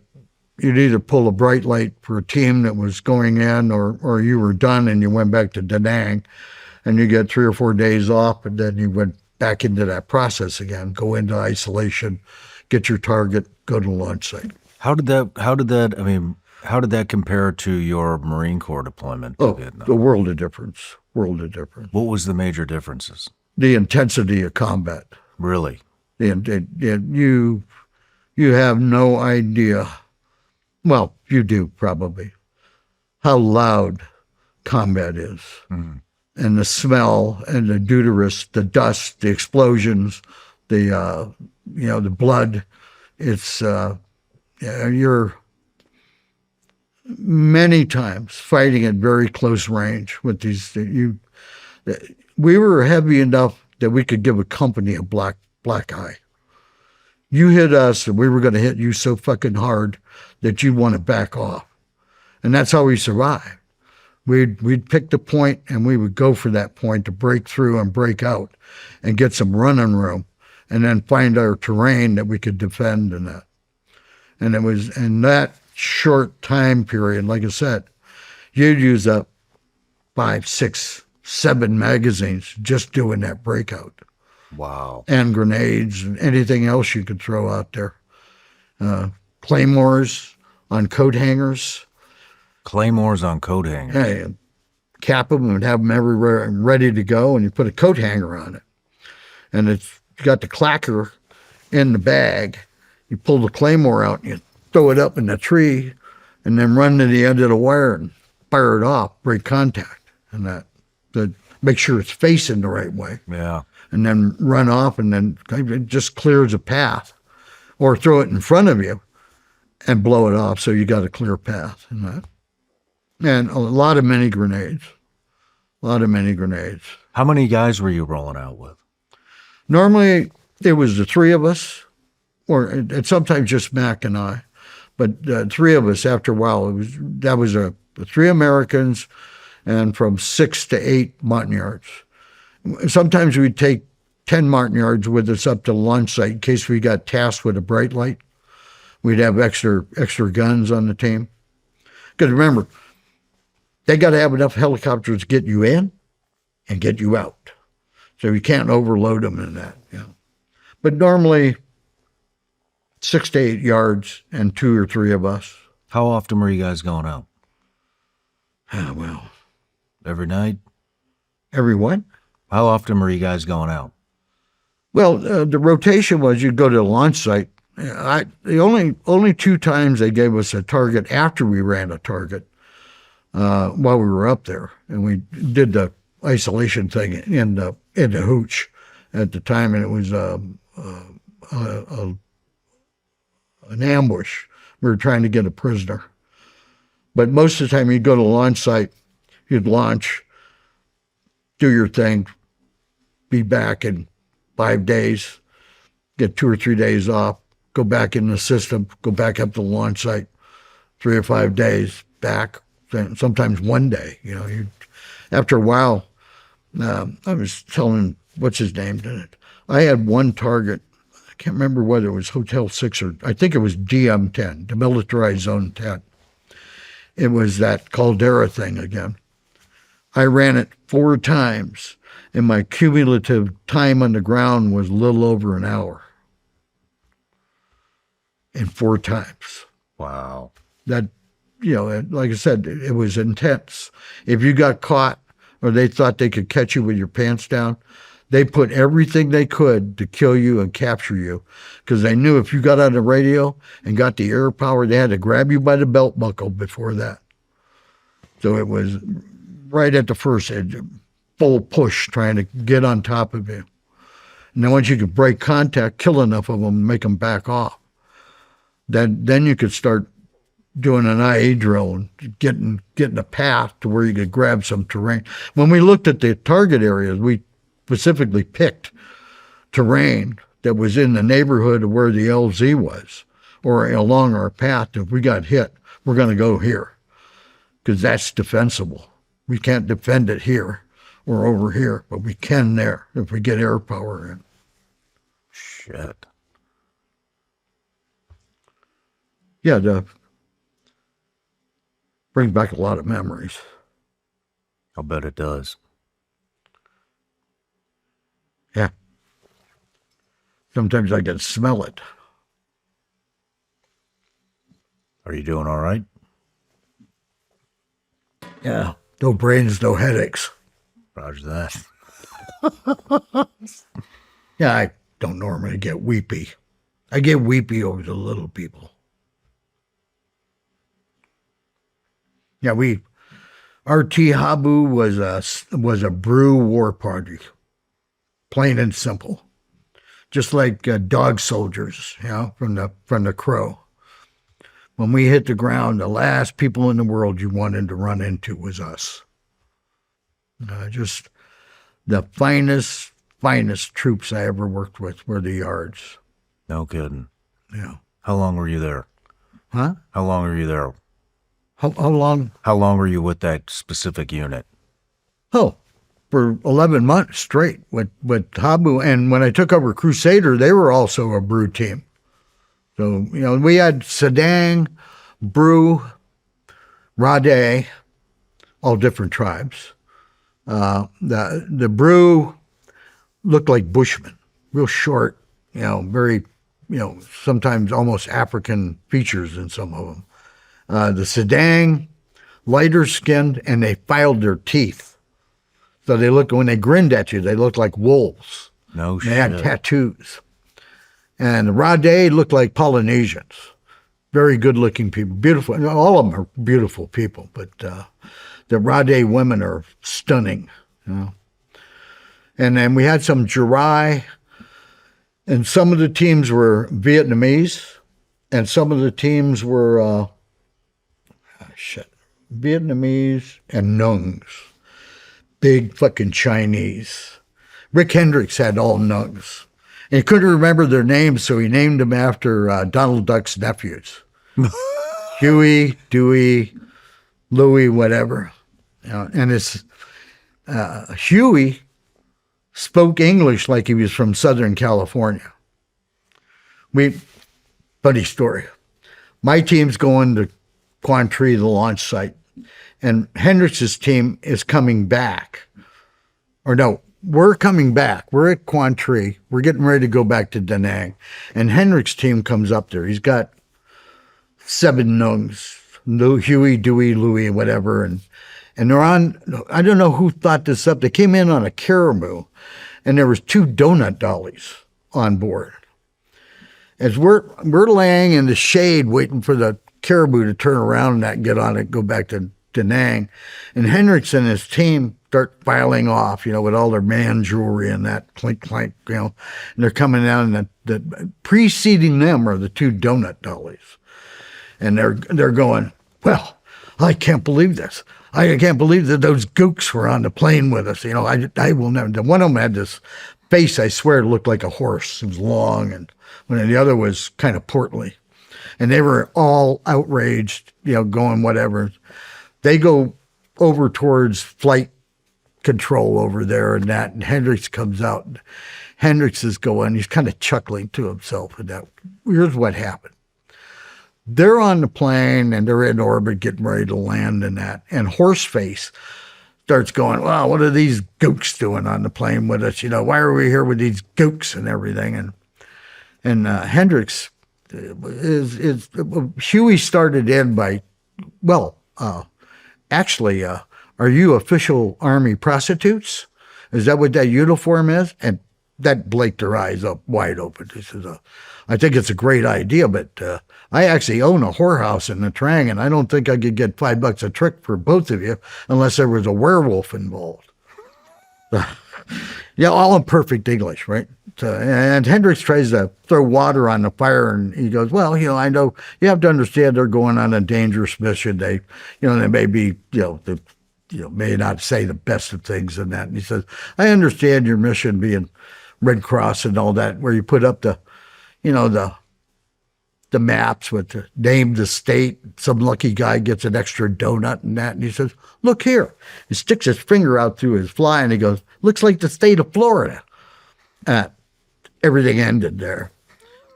And we ended up, the guy from the flight light comes out. You need to get on that Caribou and get it on now.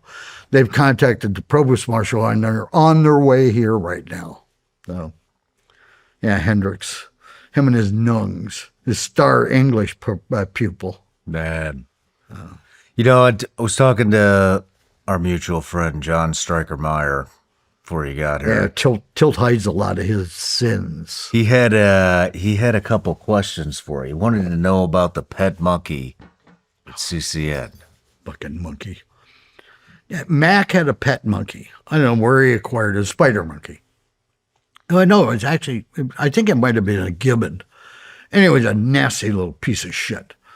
we had a pole with a perch on it outside our hooch. And of course, Sergeant Major's like, Billy was going, get rid of that fucking monkey. I don't want to see that fucking monkey. And Mac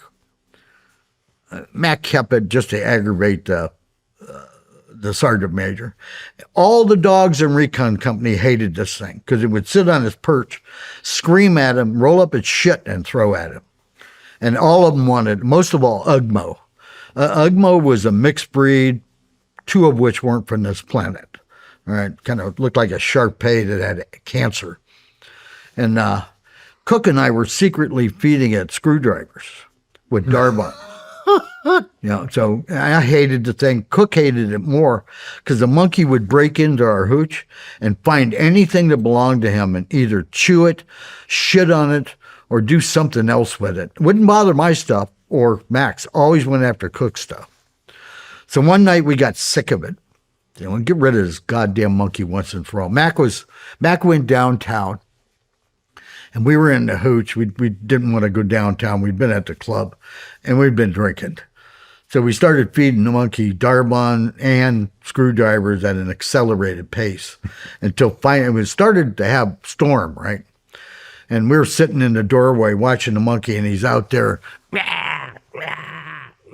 rolling up shit, throwing it at the dogs that we're down here. And finally it just went and fell over backwards and hit the ground, and they ripped it to fur and bones in about 5 minutes. The dogs did? The dogs did. Right? And so we're, before that, we had thrown the monkey on Lamar when he came back from the club, and he tried to shoot it, and he hit Ugmo instead. So Ugmo was out of the pack at that point. So we decided to cover, it was lightning, right? So we go, well, we can cover up this crime. So we set fire to the pole and the remains on the ground. So when Mac stumbled back in there later on the night, he found the monkey, and woke us up. And we went, wow, it must have been lightning that hit it. And he goes, next one, we thought we got away with it. And as we were getting ready to go breakfast, he goes, by the way, I think it was Pulley. Pulley told me all about how my monkey died. So that's what happened to the monkey. The monkey would sit on his head, and he'd like some kind of weird hat, and he'd go, how do I look? Well, it looks like that monkey's got an ugly growth on its ass. I hated that thing. We offered to buy him another one. He goes, nah, you two as pets are enough. What is with the World War II helmet? Well, family heirloom. I wanted my Luger. I had a Luger. So I told my mom, send my Luger over to me, and she sent the helmet too. When the day I got it, and packed in the helmet was a fruitcake. Even the yards won't eat fruitcake. Really. Whoosh, number 10. So I get that. She'd put my Luger in a family-sized box of Cheerios. The only dry cereal we got at the mess hall was grape nuts, little hard, crunchy rocks. So Cheerios was like a special thing. So I run over to the mess hall, and I'm sitting there with Mac and Cookie. We all got our little bowls and the milk and everything, and we're having Cheerios and that. As I'm pouring it out, the barrel of the Luger falls out into my bowl just as Manus walks up to the table. And then came the handle and the receiver and the magazines, and he goes, well, how did he say? How did he put it? And he goes, what are those? That doesn't look like a box of Cracker Jacks, my man. But the helmet was fun I wore it on bright lights where you're going in, you got to shoot. I figured, the NBA go, whose side are the Germans on? So, and other people borrowed it. Eldon borrowed it one time. Bardwell. Mm-hmm. And who else was it? I wouldn't let Jimmy Johnson wear it because he looked like something really grotesque. Big ears hanging out from underneath it.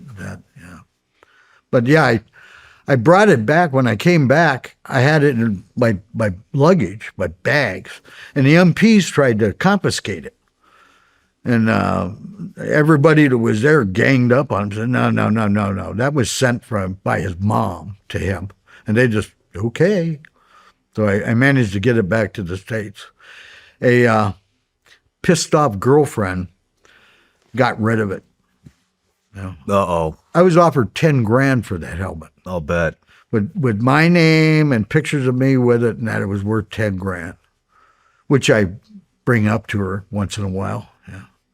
Hey, you missed out on that one. What is with the sawed-off RPD? A lot of guys had. Well, not just me. Before I got mine, I had the Philippine armors up at S4 would saw them off, make sure that it was just the right length, you didn't fuck up the rate of fire too much. We had sawed-off M60s too. The sawed-off M60 had a tendency for the fucking barrel to fall out in mid-stroke.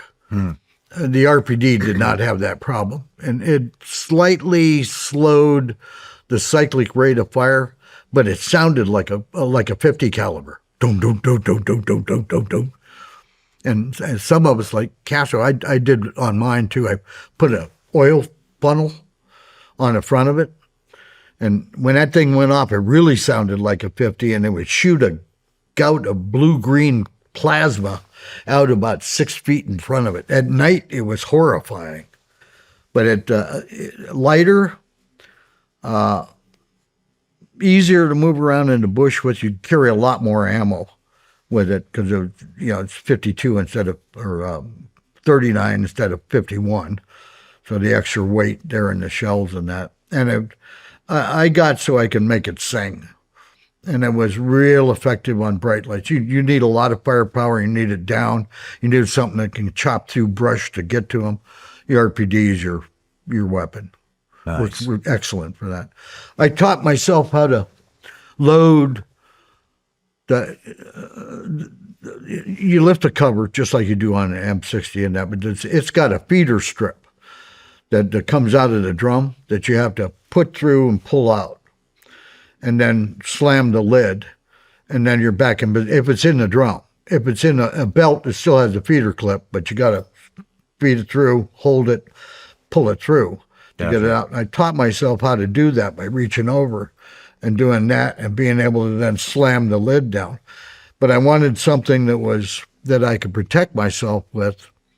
I had the pistol, high power that I carried, or the silenced 22. If I was carrying it, we might stumble upon somebody that we could capture. But I had the armorers make me a sawed-off 12-gauge coach gun, that long, with the little pistol handle and that, 2 barrels, and I carried 25 rounds for it in my 1-0 vest and one of the up here and either in loops or in the pockets if I had a vest on. Otherwise, I kept them in a canteen cup cover, and I had it in a slide holster in the small of my back. So when I had to reload the gun, I'd be reloading it with this hand, and I'd pull that 12 gauge out so I could cover myself. And I was using double-aught buck and slug, and then I came up with a bright idea that slug just wasn't doing the job that it should. So I took the double-aught buck out. I left the bottom 4. And then I was putting nickels in there to start with. And then I started counting up how much that was going to cost me. And I went, So I started using the 5 dong piece. It's a brass coin the same size as a nickel. And it's brass. So I could put 4 of those in on top of the buckshot at the base of it. And then 3 rounds of buck, the balls on top of that, and then close it up, seal it. That, at close range, both barrels will blow a man in half. I know that for a fact. You've blown a man in half. That guy came up on me in the elephant grass, and I let loose at about 8 feet. And his legs were there, and his top of his body went there. Shit. Yeah, because the brass doesn't deform, and it comes out like little saw blades in that, or flat, and it cut him in half. I was surprised myself how bad it was. And after that was the load for the shotgun. What were the slugs doing? Why do you say they weren't doing the job? There wasn't enough of them to really get a pattern. They either too many of them went out to the side. Gotcha. Rather than hitting a center of mass. The flat coins worked better because it held together as a mass. And it was devastating. It would cut down brush too. Shit. Yeah. But you learn and you adapt. We did all kinds of crazy shit with guns. How many times were guys sneaking up on you? I think 3 times that I actually had to use the shotgun, because I was quick reloading that gun.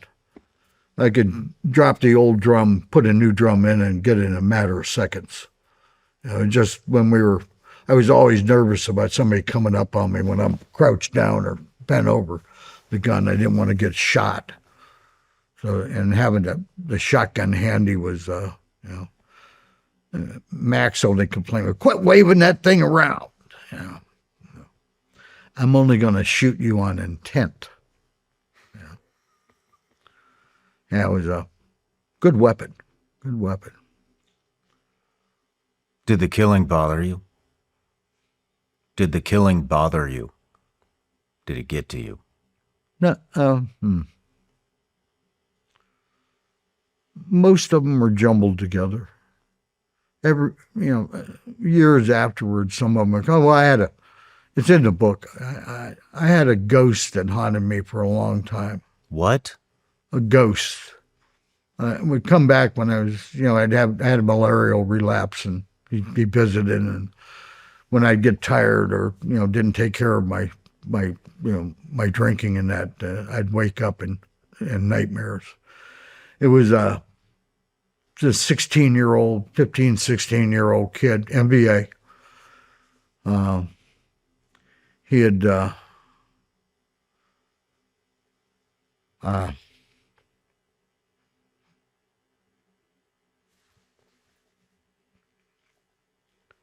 he came up on me real quick. Well, actually, I fell on top of him. I got blown. We were trying to dig in on this little incline and that, and they were pushing us.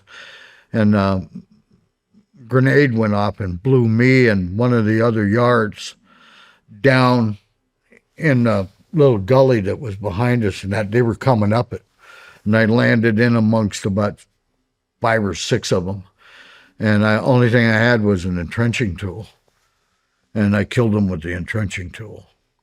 And I remember him.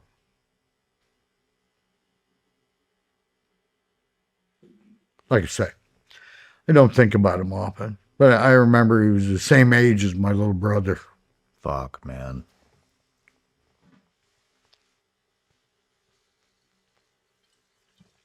The others, I remember them screaming, yelling, teeth bared, coming at us, or they came up us on it real quick and I dropped them. You know, and you didn't really get to look in their eyes or see their face. You know, you hear them kicking around and screaming after they were on the ground and that, but you know, most of that's a jumble. Every once in a while, one will pop up, you know, because of something that we did, or you see a piece of terrain that looks just like we were in, you know. You'll come back and they'll pop up. You know, that they didn't have PTSD. Mm-hmm. Before that, they called it battle fatigue. And we never thought we were battle fatigued at that. You know, it was years afterwards we realized that, you know, we had drinking and anger problems and why. And the military finally accepted the fact of what it was and the VA started treating it. But, you know, in the early days, we just managed to push it aside. A lot of drinking. You know, I know a lot of guys that got into the bottle and then welded the cap on after them. Yeah. How would the ghost appear to you? How the what? The ghost. What about him? How would he appear to you? It'd be a nightmare, and he'd be like I last saw him, with half his head caved open and one eye falling out, and he would wake me up. And he'd just be... In the book, I described one of his visits. I'm on the lake in Minnesota, and I'm fishing with my little brother. And he's got this old yellow rain jacket on that my mom hated and that. And he's bent over. He's not facing me. He's facing out the back of the boat. And he's fishing. He's got a line in the water and that. And he's sobbing.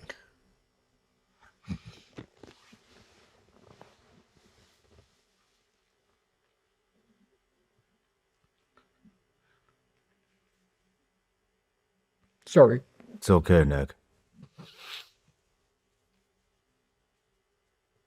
Shit. Pussy. It's okay. Anyway, I reach over to touch his shoulder to find out why he's crying, and he turns around, and it's the kid, not him.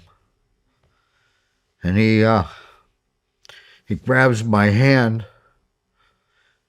and I stand up, and he steps off the back of the boat with me.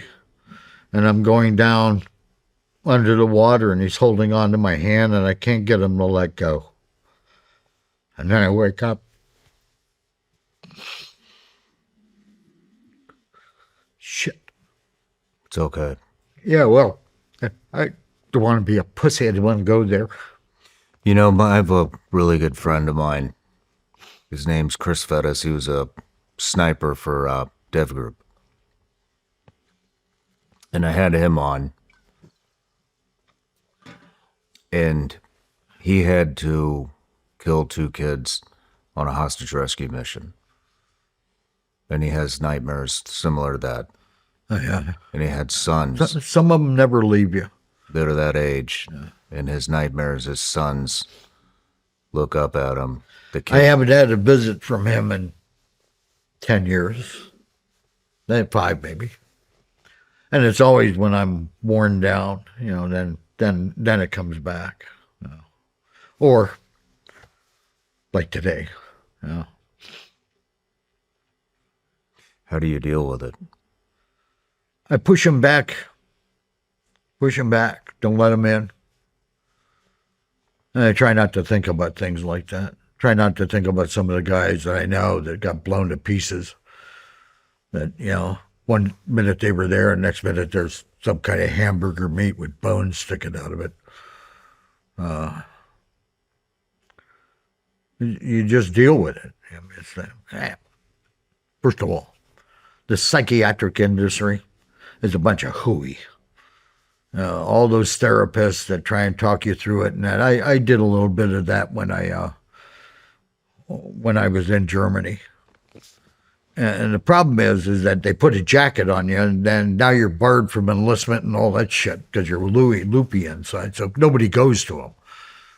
And 2 sessions I went to was, listen, bozo, you don't even know what you're talking about. You're condescending, and that's an insult. It's, I got problems, I'll deal with them. Thanks. Sign my slip so I can get out of here. My generation, we just dealt with it. I see some of these guys now with the traumatic brain injury from bombs and that, and severe PTSD. First of all, a Navy SEAL, God bless his soul, found that psychedelic mushrooms can be used to treat PTSD. Psychedelic mushrooms, there's a friend of mine, Al Mullen, another medic, who understands this completely, how it's done and all that. And the VA is just now starting to accept it as a treatment protocol. It's psychedelic mushrooms, some kind of bark from a tree. It's ibogaine. And crystallized secretions from some African frog. It's a U.S. toad. Is it a U.S. toad? The Sonoran toad. You're talking about 5-MeO-DMT and ibogaine. Oh, cool. I've done it. Have you done this? No. Why not? I got too much shit to do right now. Nick. But the other thing that they found out about it, it cures drug addiction. Yep. It cures. You got your meth, cocaine, heroin, marijuana, whatever. It takes away the total desire to have those substances in your body. That is the method they should use for cleaning up the drug addiction and the homelessness in this country. Just grab them off the street, stick them in a re-education compound, microdose their food until they finally realize that they don't want to be on it, and then put them through the treatment. But no, I haven't done it or haven't even approached it. I did it. Did it help? Fuck yeah, it helped. I haven't had a drop of booze in almost 4 years. Really? And it was effortless. Yeah, that's why all these fucking bottles are still here. Otherwise, they'd all be gone. Yeah. But Nick, I'm not going to bullshit you. It fucking changed my life. Well, maybe I'll get around to it someday.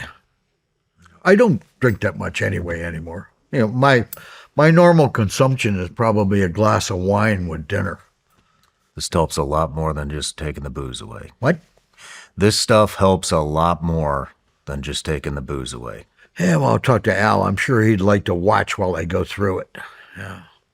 And I would trust him to watch while I go through it. Yeah. Is it offered through the VA? No. You have to go to Mexico. Yeah, well, I go to Mexico all the time. Well, not all the time. Maybe I can... Where is it, in Mexico City? I can't say exactly where it is because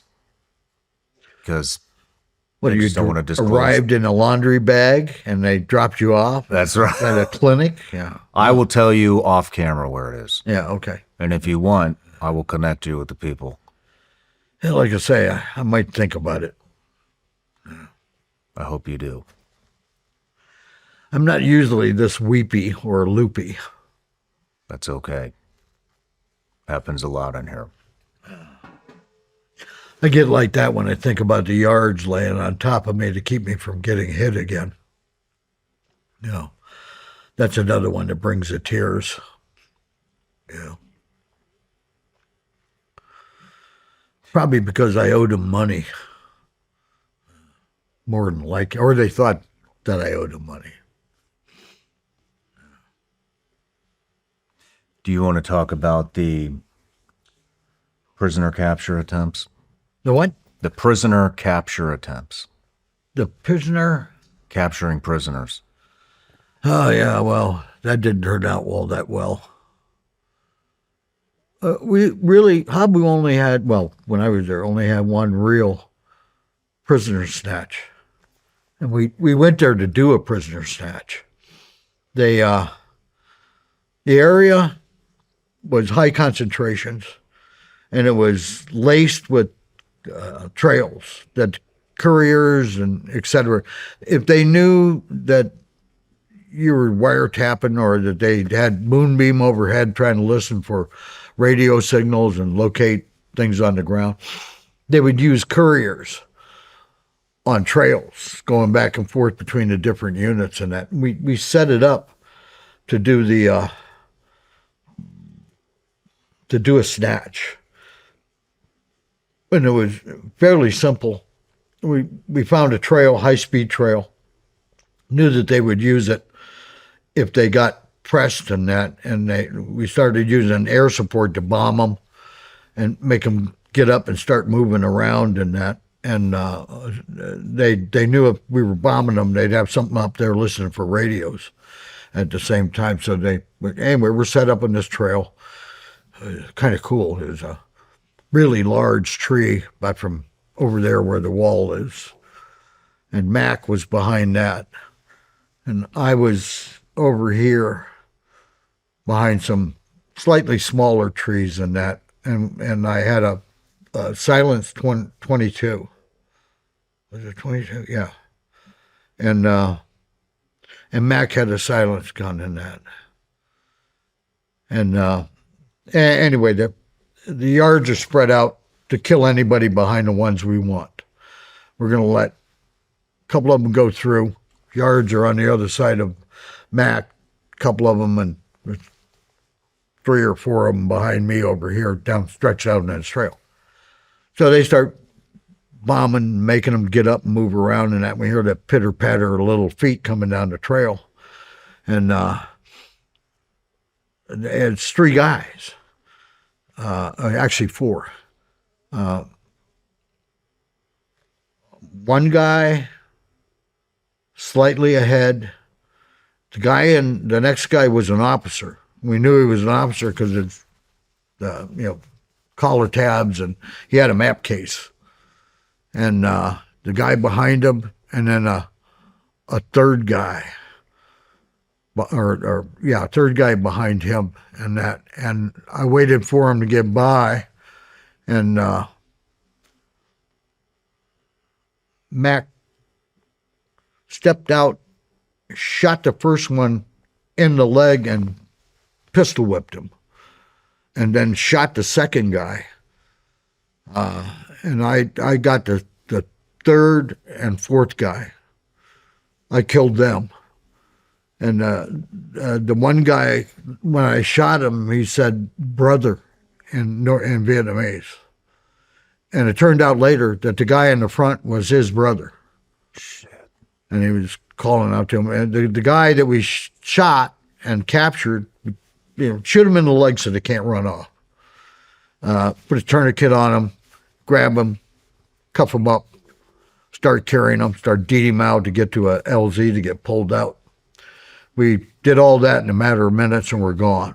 Well, we stripped the bodies, went through their pockets and everything, threw it into a sack, I think we used a A7-8 bag.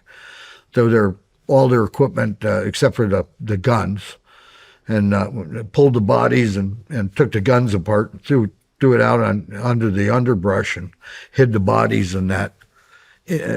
Sometimes we'd take the bodies back with us too so they could do an autopsy and see what they were eating, see if they had any kind of parasites, that sort of shit. You know how doctors get involved. But we grabbed the guy. We went to the extraction LZ. They dropped the strings, and we decided to put cumin, the 01, and I think some pot on there with the prisoner. And then Mac and I and the other yards got on the second chopper that came in, and we lift out, and away we go into the Blue Yonder and that. We're watching the one in the front, and suddenly it looked like somebody dropped a rucksack. There was 3 yards with the prisoner on the first one, and we thought somebody dropped a rucksack. It was the prisoner. What had happened, they had him trussed up, and they didn't get to snap and link him in tight enough to him. And he started swinging around down underneath the aircraft, and he came back in, and he bit Kuman in the face and held on to him like that. And Kuman just pulled out a knife and just, sayonara, there you go. Holy shit. All the way to the ground. And we were already counting the bonus money. Let's see, that's 300 for you and 300 for you, and the yards all get a month's pay. We get to go to the train, get laid, and we watched them go all the way to the ground. We got to the refuel point. It was an old fire base, and they land. Everybody's rolling up the strings and that. We go see Kuman's bleeding all over his face, and that. And Mac goes, "What happened?" And they explained it to him. Well, you why did you kill him? He bit me in the face. Number 10 BC. I said, well, we're not going to get paid money for it. So, well, don't need money. Need to kill VC. That was end of the conversation. That's how Boudreaux threatened us, because when we got back to the launch site, we were sitting in the little mess hall portion that we drank beer in, and we were joking about what we were going to tell Manus, how we lost a prisoner. We were going to tell him that I tied him in with some knot I learned in the Sea Scouts, or I forgot the rope and I'd packed it because I had too many candy bars in my rucksack, and I used a piece of rope we found out there, and Boudreaux was listening over in the shadows. He goes, you're lucky I just don't tell Manus what you two are really up to. Yeah. But it's a good mission. Just things went bad at the last minute. I have here that you were interrogating captives in the field? No. Never had time for that. Okay. You might do impact interrogation. I mean, how many more are with you? Where are they? And the yards handled that. But, you don't have time to do that. Yep. You snatch them and you run because getting them back is everything. And turning them over to people that can really, and like I said, impact stuff. How many guys were with you? That sort of thing. Slap. Let's go. Mm-hmm. The most valuable POW that I heard of that CCN got was Eldon Bargewell. What do you think that POW did for a living? He was the battalion mess sergeant. No shit. So who he had to feed, what their names were, what units they were, where they were at, all their rations.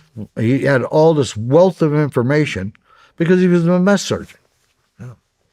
The guy we grabbed, the only thing, he was a senior lieutenant, and he was and we're acting as some sort of S2 capacity because the map case had, just like we used, clear plastic covers, and he had units marked on it and all that. And it was a tactical map.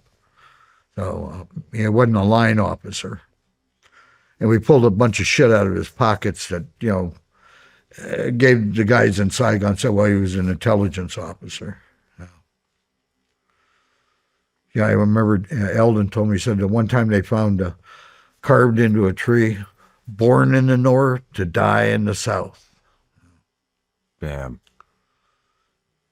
Yeah, I mean, you got to remember, these guys were GIs just like us. just wearing a different uniform. Yeah. Hardcore little sons of bitches. I'll give them that. Sounds like it. Yeah, I had a lot of respect for them. I didn't have any respect for the VC because they were ash and trash, militia. But the PAVN, they would come to bombs to get at you and keep coming, take casualties. Damn. Were you on an operation too that, did you retrieve downed pilots? Oh, yeah, we did a couple of times on bright lights. Choppers, you're doing a bright light, choppers go in, you're the one. You got to go get them. I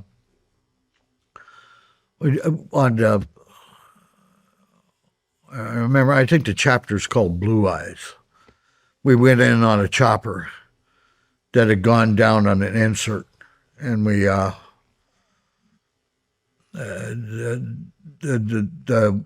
1-1 and the door gunner had not gone in with the helicopter. They had leaped free from the wreckage, or when they hit the water, they got thrown free. Everybody else was dead, and it burned afterwards, which is bad. I did another one. One of them I had the guy delivered to me. But another bright light. One of the choppers was going past, got shot to shit, took an RPG right in the transmission and fell out of the sky. And the door gunner got blown up the slope. He landed like that far away from me. He still had the M60 in his hand, except the barrel was cut in half from shrapnel on that. And the other guys, the chopper rolled down the hill. We were going to go down to it and see if anybody survived. And that was another one. We went in later on in the afternoon on the wreckage. And we got there and we got up we could see the chopper in the brush below us. And we could see movement around it. But according to the Cubby, everybody had gotten pulled out. So we thought it was NBA going over the wreckage and that, pulling shit out and that. So Cook threw a grenade down there and it landed up. The chopper was laying on its side like that. The grenade landed here, went off. Threw another grenade, it landed on the other side of the chopper and it went off. And we heard this voice going, "Please don't throw another grenade down here." And it was American. Oh, boy. So we go down. It was one of the door gunners, and his leg was pinned under the underside of the aircraft and that. He had almost gotten out, and the aircraft rolled over on him. So we managed to break him out of the wreckage and that, and got him back. And the funny story, they take him to the evac hospital, and he's in one bed, and the co-pilot is in another bed. In the middle of the night, the staff hears a ruckus, and he's in there trying to strangle the co-pilot. And what had happened was when they unasked the aircraft, they just left him and took his M60 and reported that he was dead. So they took his gun and left the aircraft. And he was trying to kill that warrant officer. Yeah, a number of times we went in. I went in on an F4. The one pilot had either failed to eject or partially ejected. He was still in the aircraft. He was dead. We found him. He was kind of jammed up against the ejection seat. Went out about halfway before something folded in it and stopped it, and the rockets and the ejection seat burned him to death. He was toast from about the waist down. Everything was burned off. Damn. Yeah. Not a nice way to go. No kidding. I don't have nightmares about him because he's Air Force.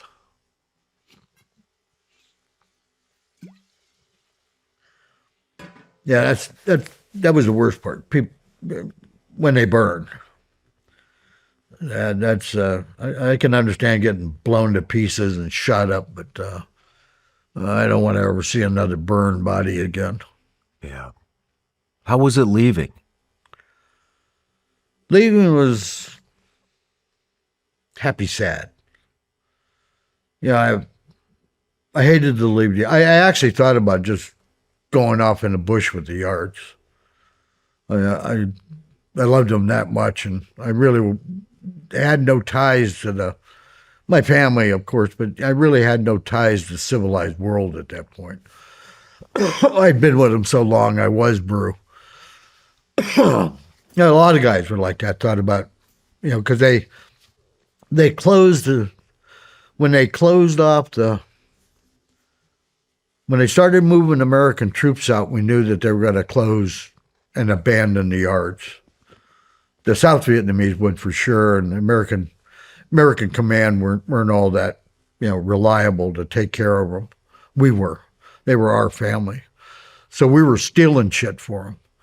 Ammunition, mortars, machine guns, rifles, flamethrowers, anything. Because when the big American units like AmeriCal and the mechanized, what was the name of it? 10th Mechanized or something like that. When they left Quan Tri, the PDO yard was full of stuff. Floor fans, big piles of wrenches and sockets, anything you could imagine. Connex containers with mortar ammunition, actual mortars, machine guns, and all that. And just fucking left it for the Vietnamese. So we were going up there raiding it. And every time we went to Mylock, we were taking sling loads. The pilots were in on it. They knew what we were doing. Every time we went up there, we filled up the helicopters, either with ourselves or with equipment and ammunition, and then a sling load of stuff underneath it, and would fly it up to Mylock, and it would disappear. And at least give them a chance to fight, when the thing happened. But very, very sad to leave them, and sad to leave the guys. The allies. These are your brothers, Sounds a lot like Afghanistan. Huh? It sounds a lot like how we left Afghanistan. Oh, yeah.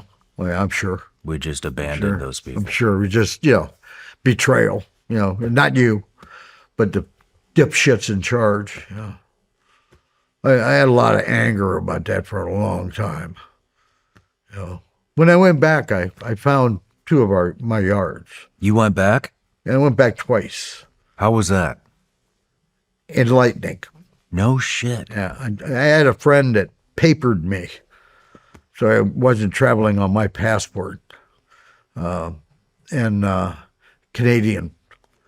So I actually went back. The first time I did a project, I was working in environmental, and we came up with a system where we were treating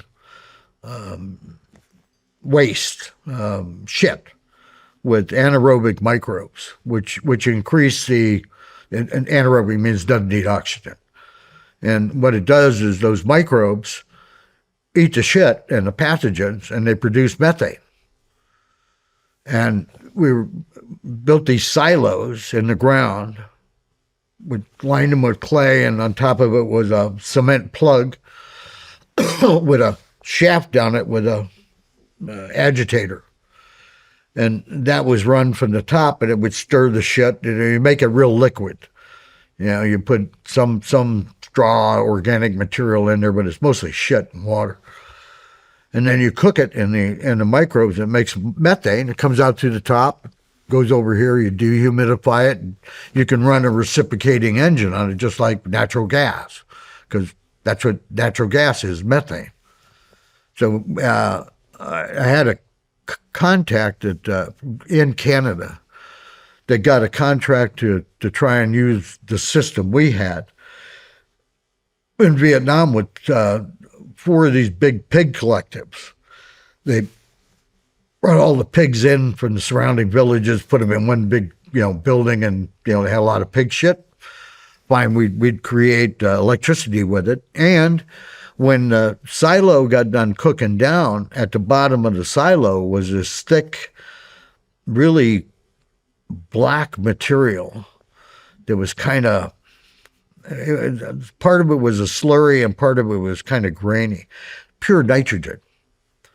So they would take that out, you'd empty the silo, and you take it out and lay it out on iron sheets, dry it out. You've got 90% nitrogen fertilizer. In fact, they were taking the fertilizer and actually bagging it and selling it to the farmers, right, to replace using human shit in the benjo holes, which stops a whole bunch of other diseases by using it. It was so rich they had to hit it with potash in order to reestablish a livable pH in it. So I went back for that, and I had a good time for about 3 months. And I went back one more time that just out of curiosity. I had the first time I had heard rumors about the re-education camps and how some of the yards had survived. And I made a contact there in Da Nang. And he told me that he knew some mutt yards that had gotten out of the education camps that were kind of living like street beggars. And I went back and I found 2 of the guys from CCN. One of them was on my team. No shit. And I managed to get them enough money to get them out of Da Nang and back up in the highlands. Both of them were missing an arm. The little people had SCU tattooed on their special commando unit, tattooed on their arms. And if the North Vietnamese found it, they'd chop their arm off. So both of them had their arm chopped off from here down. Fuck. Yeah, it was a really great reunion. Yeah, I found out about, how their families had gone back up in the hills, how they actually had fought a running battle back into the mountains, and the trail of tears, so to speak. Damn, man. Yeah, it was, I think I got a star on my map for that one. Fuck.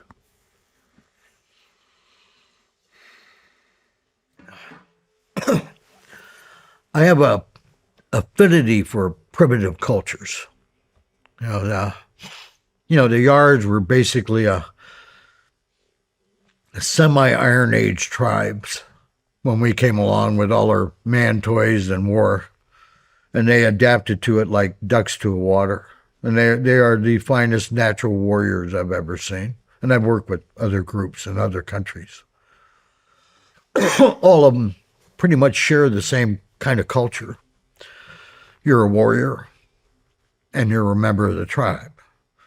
And the first duty is to protect the tribe. Above everything else, protect the tribe.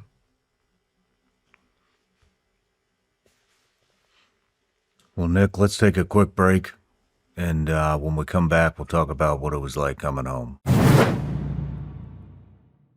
Think back to a first date that actually mattered. One where there was chemistry right out of the gate. You didn't just sit there making small talk. You asked the real questions early. What do you want? What are your non-negotiables? Where is this actually going? You do that because you're trying to figure out fast whether this is someone worth investing more time in or if you should move on. Well, the same goes if you're hiring.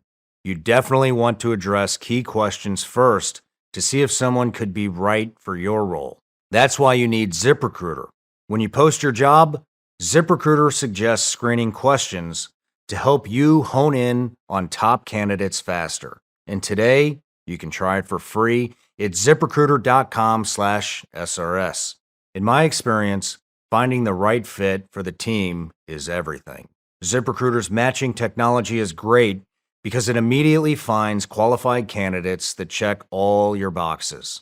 To save you time, they recommend specific screening questions you can add to your post to filter through the highest quality applicants before you even start the interview process. It's no wonder they are the #1 rated hiring site based on G2. Ask key questions and hire faster with ZipRecruiter. 4 out of 5 employers who post on ZipRecruiter get a quality candidate within the first day. Try it for free at ZipRecruiter.com/SRS. That's ZipRecruiter.com/SRS. Meet your match on ZipRecruiter.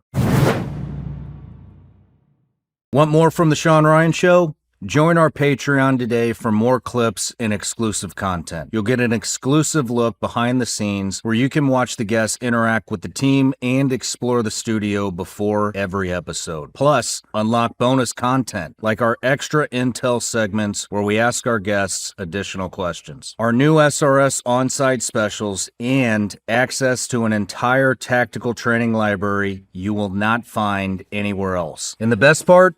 Patreon members can ask our guests questions directly. Your insights can help shape the show. Join us on Patreon now, support the mission, and become part of the Shawn Ryan Show's story. All right, Nick, we're back from the break. We're kind of wrapping up Vietnam. We have wrapped up Vietnam. What was it like coming home for you? Total decompression. And shock. I mean, it was the height of the anti-war thing, and that I was only spit on once, and that was in Oakland, and they were a bunch of Buddhists or something. I remember punching them really hard, and all kinds of robes flying around. But coming back to the States, you have nothing in common with your high school friends. Mm-hmm. You have very little in common with the outskirts of your family. Your mom, your dad, your brothers and sisters, all there for you. I was fortunate, and that I had a support mechanism there. But once again, after about 2 weeks of being home, I really started getting itchy feet. I wanted to go around people that I knew. So I got in my car and went back to the cries of my mother saying that I abandoned her after she carried me for 9 months, nurtured me for years. But I went right to. I stopped on the way from Fort Bragg to visit a friend of mine that I knew from the Mike Force, and spent about, visitors and fish have the same 3-day limit, especially with wives. So after about the 4th day, she started getting the skunk eye look when she looked at me, and she knew she was going to have to retrain them after I'd been there for a while. So on the 4th day, I told him I was going to take off for Bragg, and she made me chocolate chip cookies for the trip, and I suspected that they might have had X-Lax in them, but they didn't. But I drove to Fort Bragg. I checked into the 6th group again, and it was a wild time. I was on a team. We did a lot of stuff. We were always training. We were always going someplace. And it helped. Didn't have a lot of personal relationships. I just couldn't get into that. I got laid, but I didn't get into personal relationships. And gradually Why not? Just weren't ready? Didn't want to let myself go. I didn't want to trust somebody that hadn't gone through what I went through. And I saw all my friends that were, having problems with their marriages and their girlfriends, the same thing. We drank a lot. I managed to control myself so I didn't get in a lot of trouble. But like I said, once you've been on that kind of an adrenaline high, it's hard to give it up for ice cream cones and cognac, Yeah. So it was took a long while to totally decompress to the level where I was socially acceptable. And you'd be looking at people going, and they'd say something, and you go, "You stupid fuck," and then go at it. But I think what really saved me was I got married when I'm really sorry for her because she was 19 and I was 27, and I had a baby daughter, and I got orders to go to Berlin, which in those days was like grabbing the brass ring and hitting the top. And I was getting ready to go to Berlin. She knows she was going to have to. She was a 19-year-old from what's the name of that town up in San Francisco Bay? Monterey, Not Monterey. I can't think of the name. Palo Alto. No, further north, up right. The big electronics center now. Silicon Valley.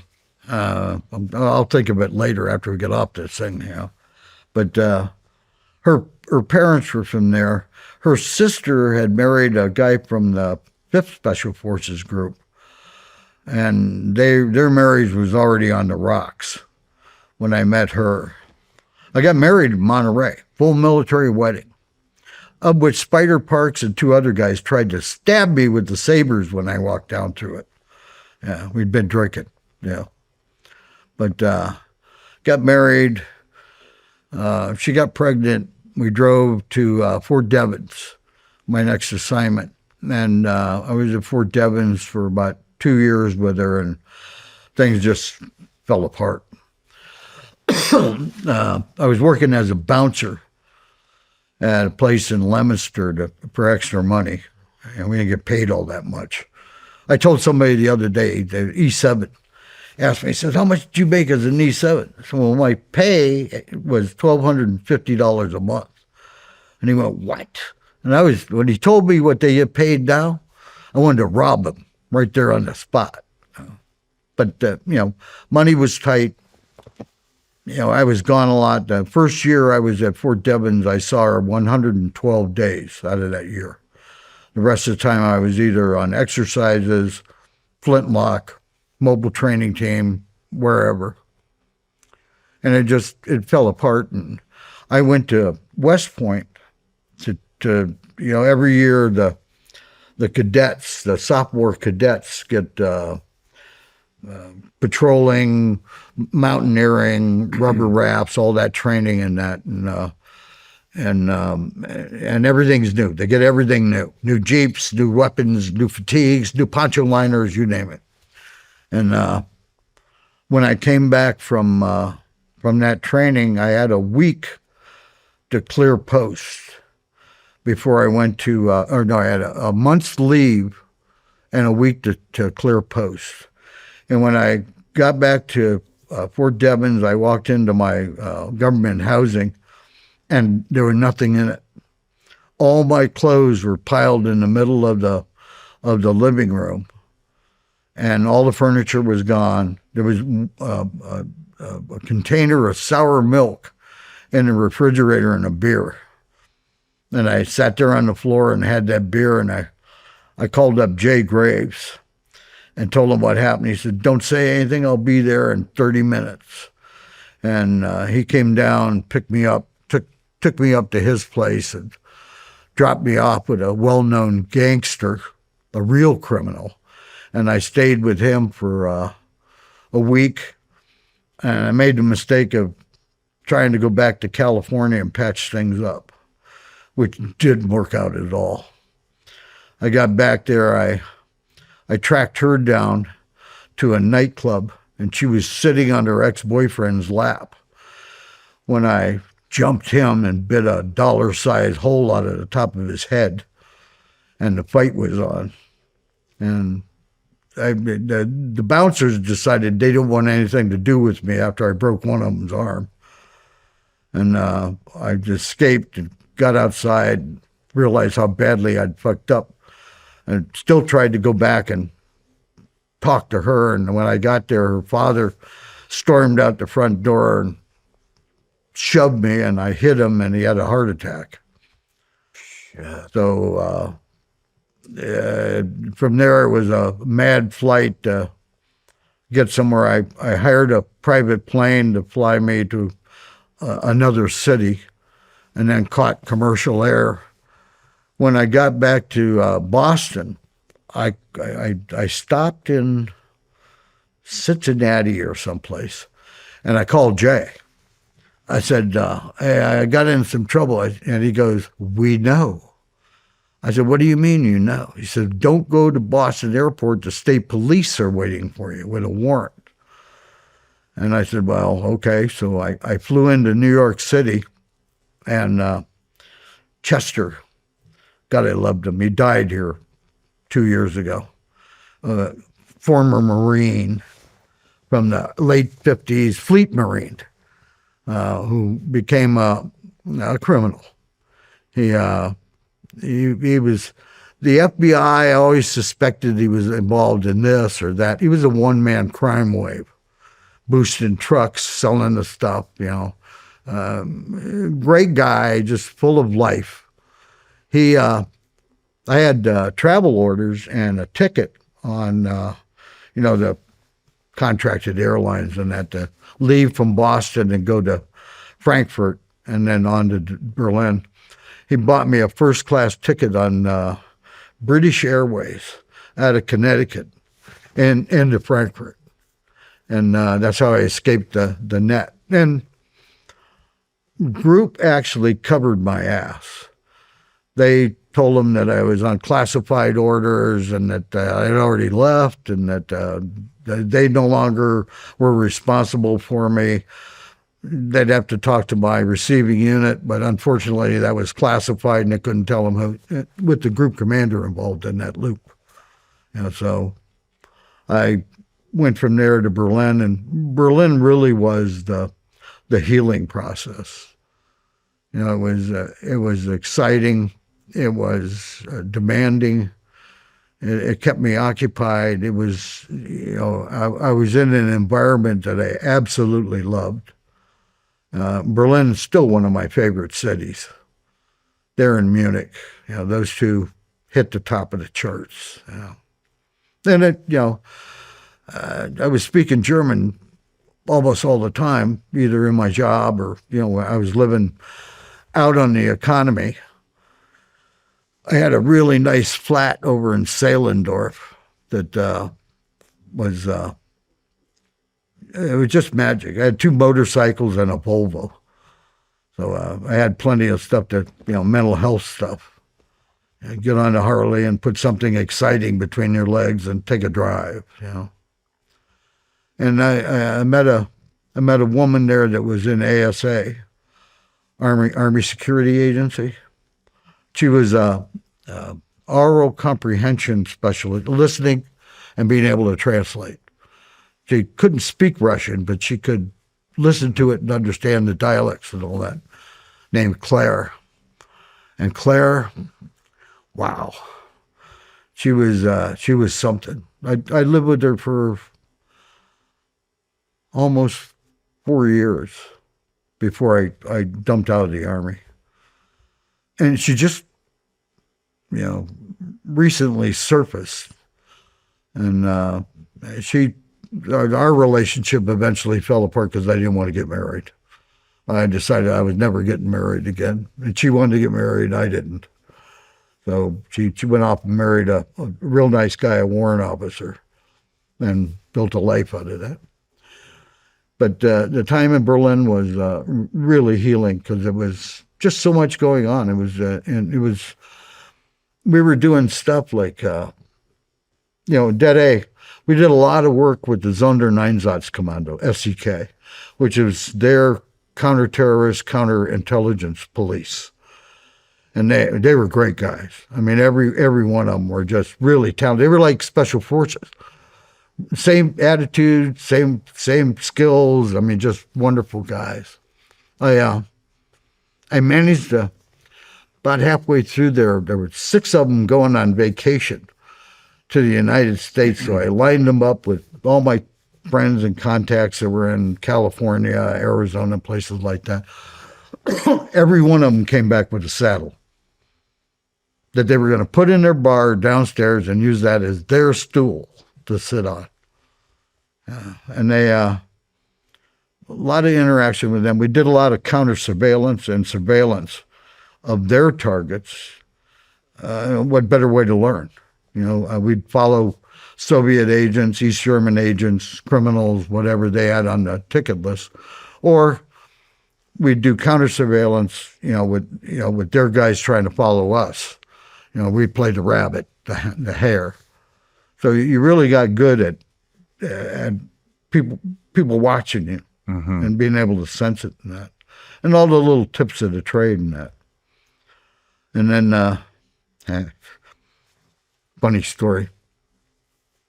I had the Volvo, and I wanted to get another car and get it registered as a German vehicle. So I wanted to get a Volkswagen, but I knew this guy, German guy. He owned a bar up in the Turkish sector, Gunther. Gunther was afraid of his girlfriend, right? And Gunther was aggravating, but he was fun sometimes. He had a Messerschmitt. You know what that is? No. Okay, after the war, Messerschmitt, the actual Messerschmitt factory, designed a car that was powered by a motorcycle engine. And had 2 wheels in the front, 1 wheel in the back. And it actually looked like the fuselage of a Messerschmitt 109. You had to get in it, you had to pull the canopy back, climb in the front seat, and had a passenger seat behind you and that. And that I fell in love with it the first time I saw it. Shit, I got to have this, right? So I make a deal with Gunther for $2,500 cash. And I bought that thing from him, and he's fussing about the paperwork. Wow, what if you get in an accident when you're going back to your house and that? I'd prefer if I drove with you and that, so come up and pick up the car. So I said, okay. The date when I went up to pick it up, I'm wearing a leather jacket, a leather flying helmet, and a white scarf and goggles. And he goes, oh no. I said, hop in the back. Come on, we'll get down there. Don't worry. I said, have you been drinking? No, not at all. I had a flask underneath the seat already, and I was fairly well lit. We took off down to Habu, which is like in the center of Berlin, there's a freeway. Before we got a quarter way out of the Turkish sector, I already had 2 police escorts trying to catch me. And I'm weaving in and out of traffic. I've got the canopy pulled back and the scarf's out the window, and I'm cackling as I'm going along. And I got far enough ahead of them, and I was using the shoulders, everything I could to avoid them in that. We came up on the Grunewald exit, which if you turn left, you go over to Clay Alley where the consulate is, and Berlin headquarters, and my BEQ was over there too, but my apartment was further down over in Salendorf, which is next to the big Wannsee, the lake there. So I see the cutoff, and if you turn left, you go over to the American side. If you turn right, you're on the horse trails that go around the Grunewald is it's a 12-mile long, 3-mile wide park, all forests and hiking trails, horse trails, all that. And that Messerschmitt could scoot in there, and the cop cars couldn't. Nice. So I'm fucking throwing mud, going around corners, because I know the whole area. We go out there and do exercises and that, I finally lose all of them except one. And he's right on my fucking tail. I'm thinking, this son of a bitch, he's got to be a dirt track driver in that. So I got down towards Salendorf, and there's an alley that cuts off to the right off the horse trails and that, and gets to the end, and there's just enough space to get that Messerschmitt through. And it goes on a long, gentle slope down to the Havel River, where it's a paved walkways and that, and it's like a block and a half up to where my apartment is, which is an old mansion. I got the second floor. So I get down there, and the guy's right behind me, and I'm looking around. I'm saying, boy, he doesn't look familiar and that. And I see the hedge. I said, well, just cut through the hedge. It's a gentle slope. See if this baby can take some damage. Turn to the right. There was a moment of weightlessness, and then we hit the water. It was the wrong alley. went through the hedge, out about 20, 30 feet, and straight down into the river. When I surfaced, I came to the surface, and I'm looking around for Gunter. And he surfaced, he bubbled up to the top a couple of seconds later. First thing out of his mouth was, "I hate you." So I said, "Well, yeah, we got more problems now. We need to get out of the water, for one thing." And then we got to shore, and there was a taxi stand not far from there that was a lighted telephone pole. You could pick it up and call a taxi. And I called my flat, and Claire was there, and I said, "You need to come pick me up at such a location." There was a little guest house that was closed, but the place we used to go and have a, wine or cheese plate, whatever. I said, "Come down here and pick me up." What was the name of that? Something Forest. And she shows up about 10 minutes later with the Volkswagen that I had bought her. And we packed Gunter into the back of it, and we drive all the way back up to Bedding. And by that time, the whole park's full of fucking police cars going up and down the streets, driving around, looking for us. And then we get back up there, and all the way up there, I'm telling them, "Look, it's simple. I've already signed the pink slip, right? Just tell them, don't even show them the pink slip. Tell them it was in the car and that somebody stole the car. You'll get your insurance will pay for the car, no problem. Everything's handled, right?" But 3 days later, I go into the detachment, and I walk in the team room, and one of the guys from the scuba team comes in and throws the license plate from the Messerschmitt. He says, "You might want to keep this." And a little after that, I walked back in, and my team sergeant was a wonderful guy named Kraychuk. He was sitting at his desk, and my leather flying helmet was on his desk, all sodden and everything, and he's tapping it with a pencil. Says, "You might want to put this in with that plate." So evidently the scuba team had been called out by the German police diving team because they were trying to recover two drunks that had gone into the Habu River, and they were dragging the river for their bodies and that. So, Holy shit. it was a healing process. Sounds like Little quite the incidents healing like that. process. They a great group of guys, great mission. Saw a lot of really, a lot of guys from Project went to Dead A. There was probably, when I was there was probably 20 of us that had been in projects, It's like all your friends that you don't want as a character would show up. But the only sour point about it was I was there when the general that wanted to get control of the detachment sent his hatchet man down there, and he hated me with a passion. And the feeling was fucking mutual. He made sure he wasn't in front of me on any jumps, just in case his static line got disconnected. Yeah. I've met a couple of those. Yeah, they're everyone. They're a sour taste, but they are there. There's no denying it. They're little martinets that think their shit doesn't stink. Nick, where's your daughter now? I tracked her down. One of the guys that I used as an instructor was the head of the SWAT team in Costa Mesa and a homicide detective. And when he got out, he became a private eye. And he tracked her down to San Jose. And she was living in San Jose about 2 miles from where her grandparents were. And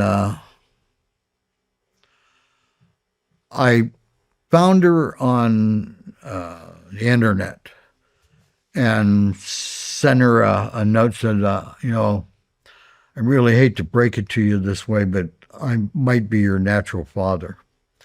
And she took her sight down the next day. And that was the last I heard of her, except how long ago? About 5 or 6 years ago. My phone rang, and a young man was on it. Somebody post-teenager, but that young. And he goes, "Are you Nick Brokhausen?" I said, "Yes, I am." He goes, he says, "I'm your eldest grandson."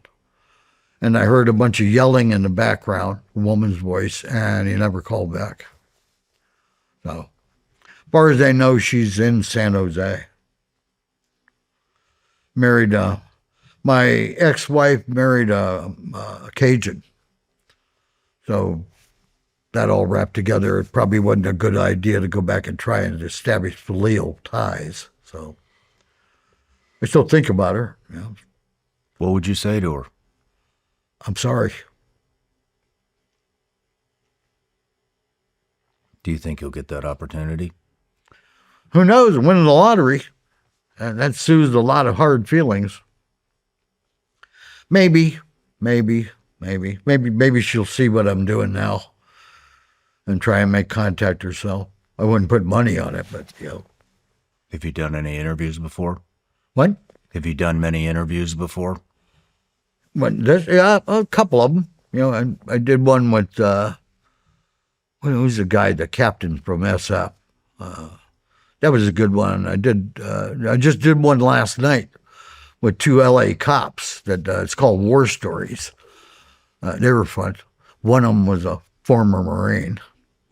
I kept telling him, I know there's some dark shit in your past. Don't lie to me. I hope you meet her again. Hmm? I hope you get to say that to her. I do too.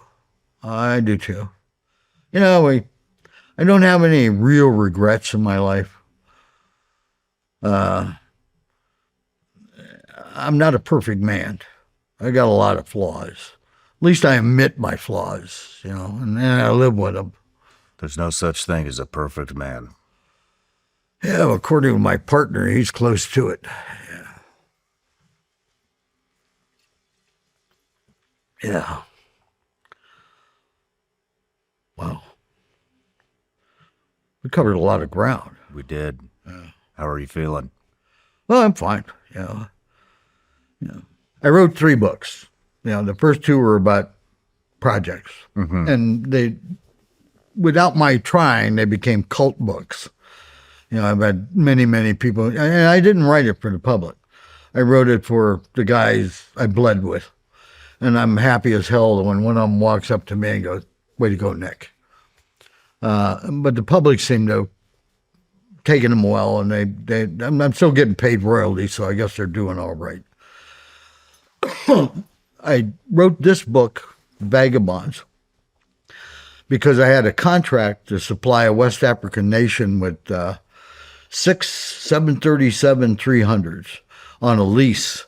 And I happened to know a wonderful man in London that I'd been in the freight business with in Africa that had all these airline, how to get airplanes and run an airline and that. And we set up a lease contract with them for 6 years. Contract was signed. Money was being transferred into escrow.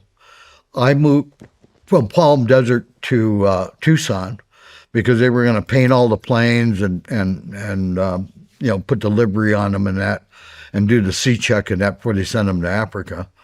I got there, and a month later, COVID came ashore. Oh, shit. And everything. I was set to make $35,000 a month on a 6-year contract. So I got there, and that's when I moved in. I signed a lease for 2 years with my business partner as a co-tenant, and everything dropped out. So we were locked up for COVID.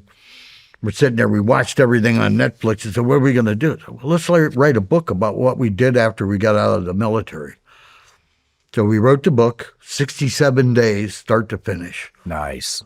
Pushed it through. I had a wonderful editor in London, Oxford, a woman named Ruth Shepard. Been really good to me. The owner of the company, I would gladly run over with a pickup truck, but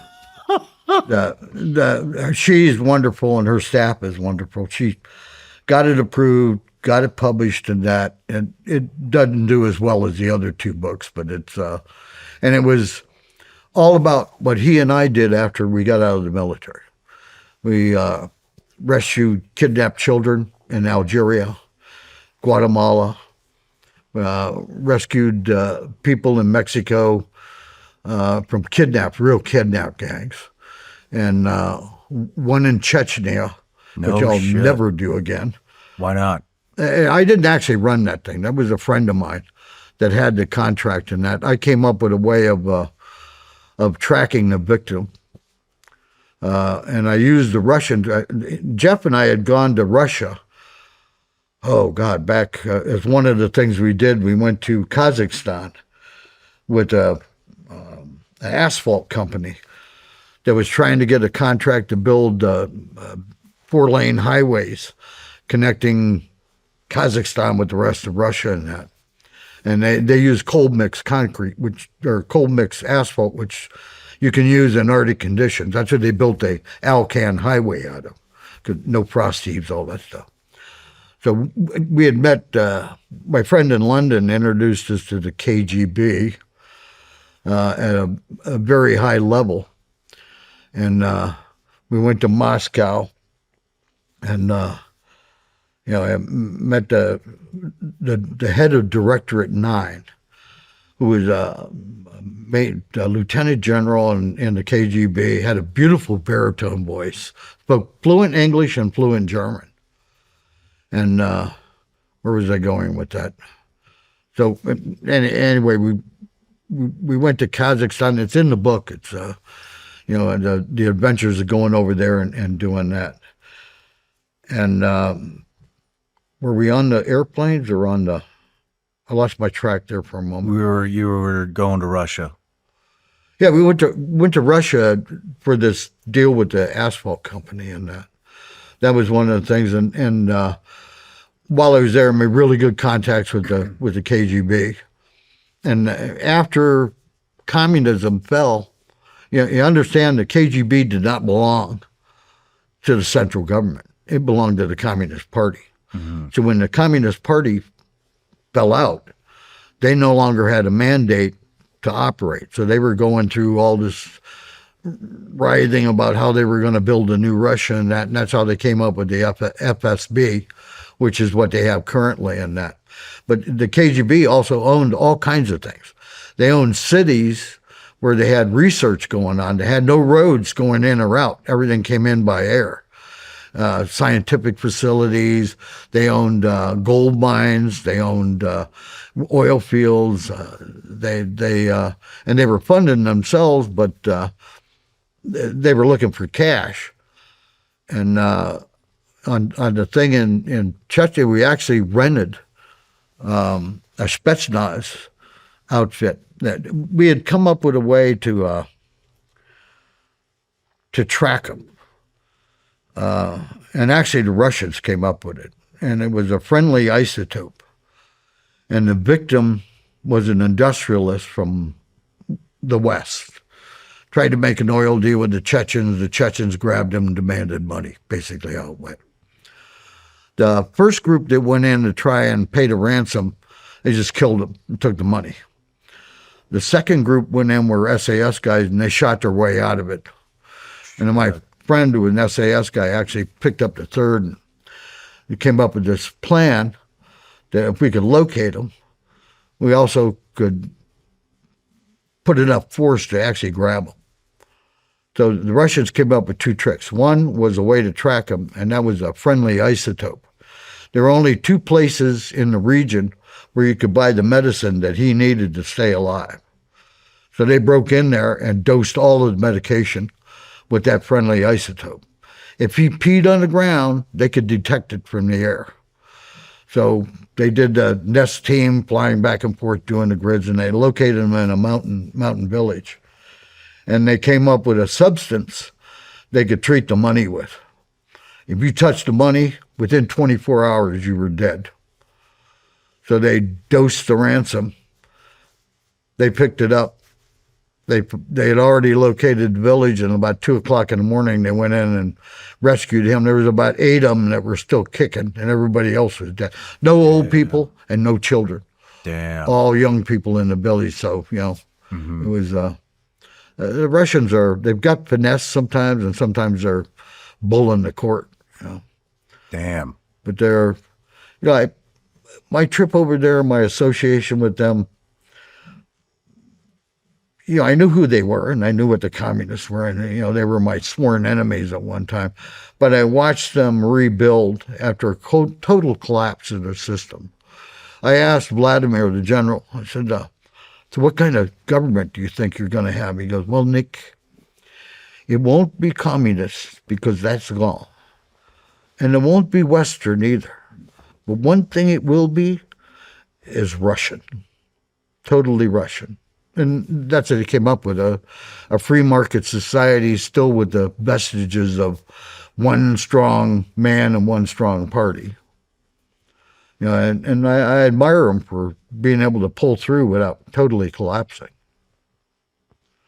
Yeah, it's interesting to watch the events and watch Trump working with them and trying to, because he realized that, the Europeans were raping them after the communism fell. They went and made deals with all the steel plants and the shipyards in Poland and all that, and basically fed the U.S. this thing about how crooked the communists are and they're still in control while they were buying everything and making joint ventures. Oddly enough, the Kazakhs, the one group of people they would rather do business with, Germans. Yeah, because the Germans keep meticulous records. Yeah. So it was really interesting.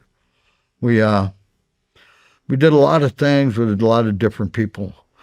And eventually we trained SWAT teams, we trained personal bodyguards in Mexico, ended up supplying, my clients with armored cars that were produced in my partner's plant in Mexico City. Damn. Tried to stay away from working with the government. You can get on a lot of kimchi without, too much effort with that crowd. Yeah. Yeah. Well, as you know. You have lived a lot of lives. You get painted.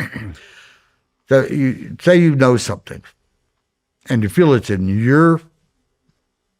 because of the person you are, it's your best interest to tell federal law enforcement. The minute that you do that, they start building a jacket on you. Yeah. Yeah. If you're hanging out with these people, obviously you're a bad guy. Yeah, so I did that once and regretted it in the end. And I swore never again. If it meant somebody's life, yeah. But I just don't have a lot of trust in their ethics. Yeah. So anyway, that to present time, we come back to Jeff Miller, my partner, came out here and met a studio, a production company called Show Dog Studio, run by a really great guy. John Attard, he was a former NCO in the Royal Fusiliers way back when. And he made an offer to, loved the book, said, we can turn this into a Netflix series.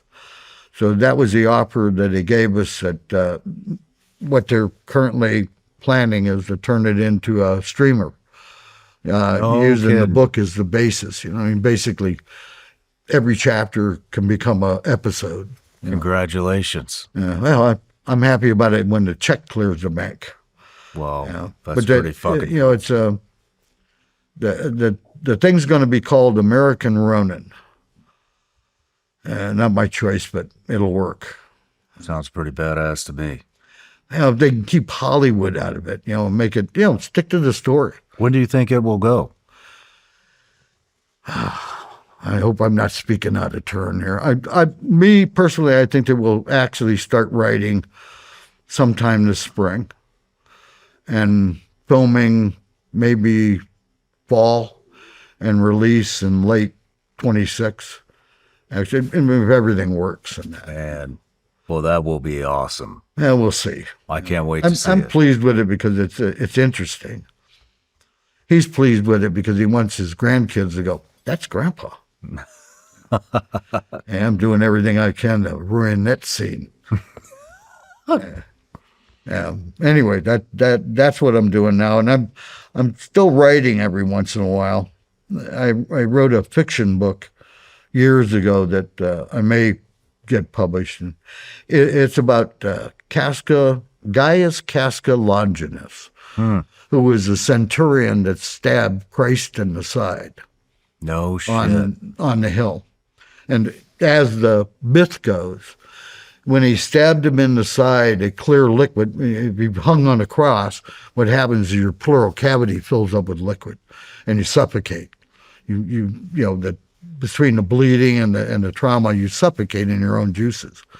When he pushed the lance through his side, that clear liquid splashed out on his hands, his shoulders, and he had a milky eye that was from a sling stone. And his sight returned, his rheumatism or his arthritis, and that was all gone.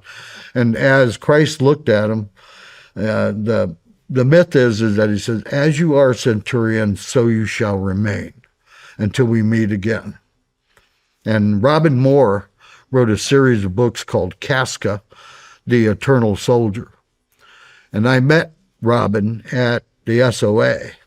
And I said, I'd really like to do an update on that. How do I get to use the copyright on the characters? And he goes, Casca's not copyrighted. Casca was a real person. He was a Spaniard, Iberian, and he actually was the, what do you call it, pilum prima, the head spear, the most senior centurion every legion, and that he was actually the centurion that had the guard mount in the center of the city, and that's how he came to be there. No kidding. And if you go to South America, that myth pops up every once in a while. The Romans around. So I wrote a fiction book based around the Banana Wars in El Salvador, and that brought it up to date, and I just never published it. So. Well, I hope you do. I'm fiddling around with it still. Right. Anyway, I don't want to keep you too late. No, Nick, it's been an honor. It's been an honor for me. Really. Me too. I watched you on TV, and I go, there's something about that guy. Yeah. Well, seriously, it's been an honor to get your story out, and You're going to make me blush. Come on. been one you have been through. Yeah. You've lived a lot of lives, but I've lived a long and eventful life, and I've met a lot of good people. I've met some that weren't. Some of them passed, not by my hand. But I think the thing I learned is that I love being human. Yeah. Every aspect, the agony and the ecstasy. good. Yeah. And stay away from redheads. All right, Yeah. I will. Yeah, sure. Oh, wait. Oh, thank you. You too. Cheers.